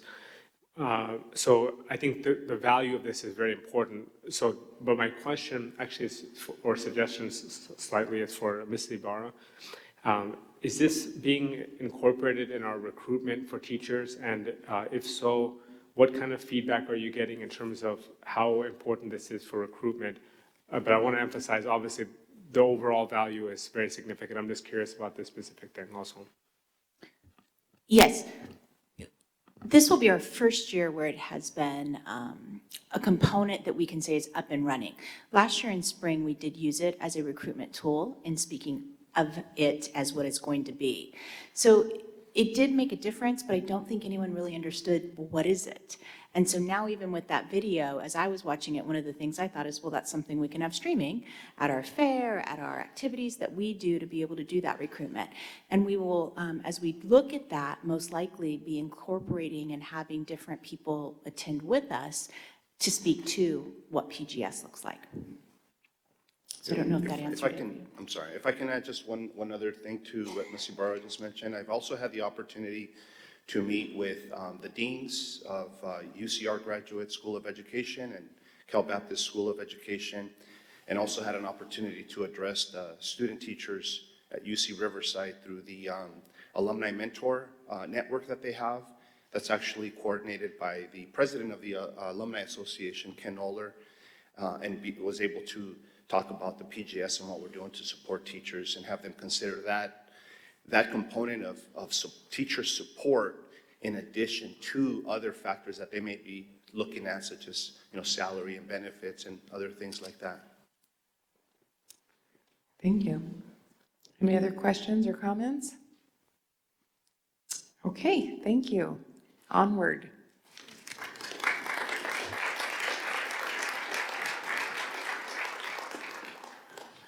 Welcome, Mr. Hunt. Better late than never. We're happy to have you.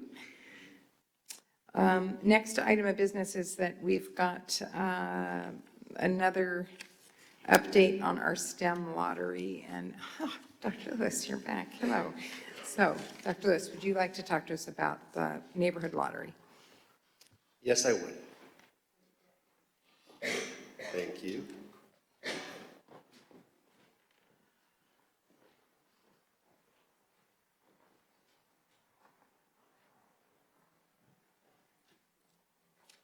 There we go. Thank you. So when we were here last time, we talked about the STEM lottery. We have moved forward. We're beginning the work, working with the staff at STEM. But additionally, we were asked to look at a neighborhood lottery, what that would look like.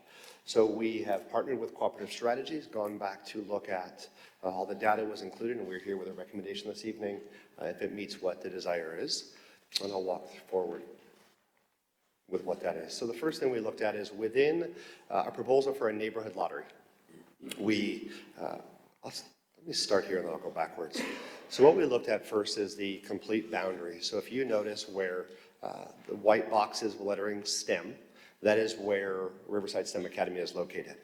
So we looked at the large boundary that you'll see that stretches all the way to your left, past the 215. That was the original Hyatt boundary. What we would propose is the shaded area of the dark pink, light red to be the proposed new area for the 4 seats that we talked about for the neighborhood lottery. What that area includes would be approximately 420 homes. In that area, 103 students are attending Riverside Unified School District. And currently in that area, we have 12 students that are participating in STEM currently. So the proposal would be this would be our area to identify the 4 seats that we spoke of at our last meeting for the neighborhood lottery for STEM. And that would be in the red, is what the 420 homes is included in that red. Correct. Okay. Does anybody have any questions for Dr. Lewis? Mrs. Alavi? So let me understand how this would work. Since we already have 12 students, we wouldn't have to enact anything. It's already enacted. Correct? The 12 students that are there have already currently participated. It would be for that incoming class of fifth graders. Right, so if by nature of the lottery, more than 4 get in automatically, then you don't need to add 4? You've already accomplished 4. Is that what I'm understanding?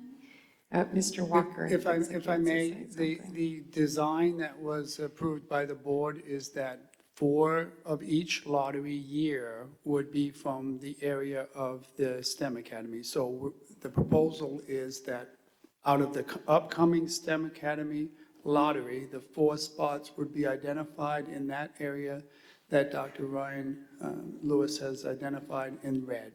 Okay. For the 5th grade incoming class. So I'm sure 4 in addition this to will the be 12. worked out as we try it this year.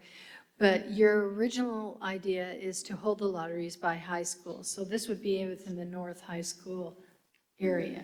No, this is separate and apart, 4 spots identified for just the attendance area identified in red on the map.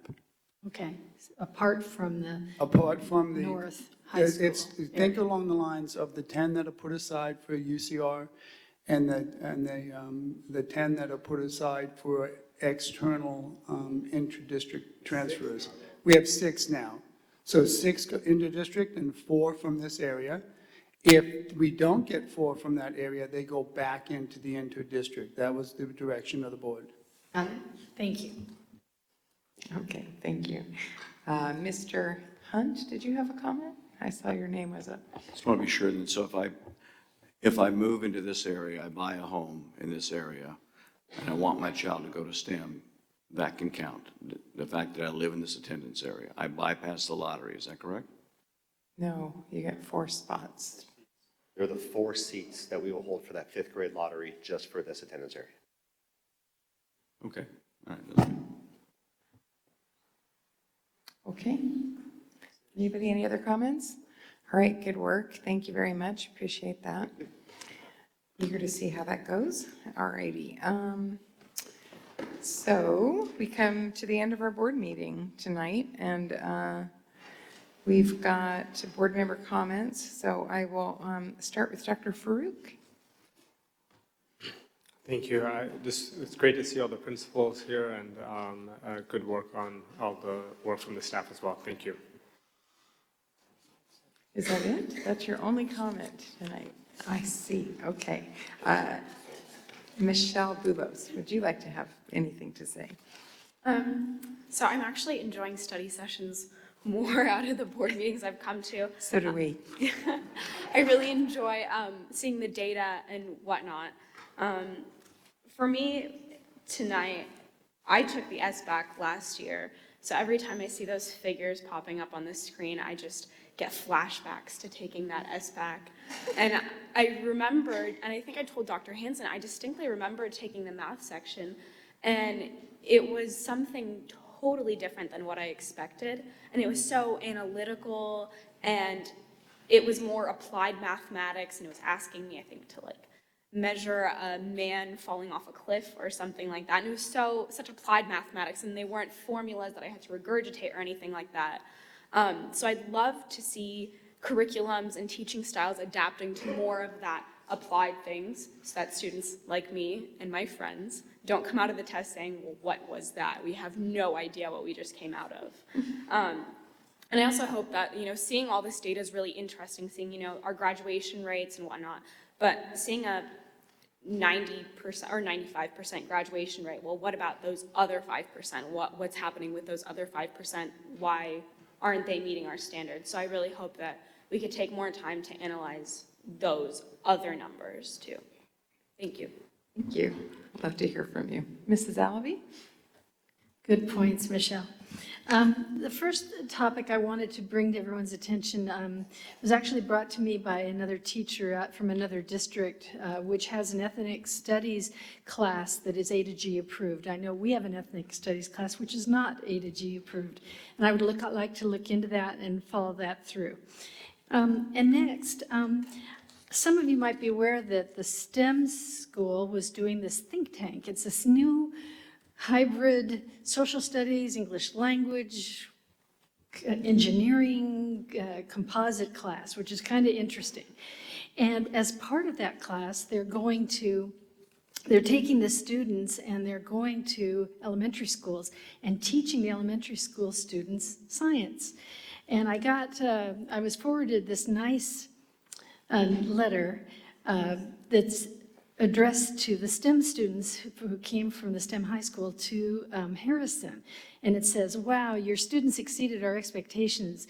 They were prepared, knowledgeable, engaging, entertaining, and just the right amount of weird. The expressions on the faces of my students were that of excitement, eagerness, and joy as they were learning. The placement of the outreach at the end of our instructional unit helped to solidify students' learning. All of our 3rd and 4th grade teachers were extremely happy and impressed with all your students and their hard work. And I just thought, what a great thing now. They're taking their STEM knowledge and extending it into elementary, and I just thought I'd share that with you really quickly. Finally, going back to King Wrestling for a minute, I wondered if it might not be possible for us to just look into the possibilities for maybe a portable that might help them out as an interim. And I don't even know if that's a possibility, but I'm going to throw that out and ask that we look into that. And then the final thing, I wanted to give you all an art float update. We are doing great in art float. We have been to 6 schools already. They're painting spheres right and left. They're painting more spheres than I thought they could paint, which is really good. So our students are really good. This week we're at Lincoln and Woodcrest.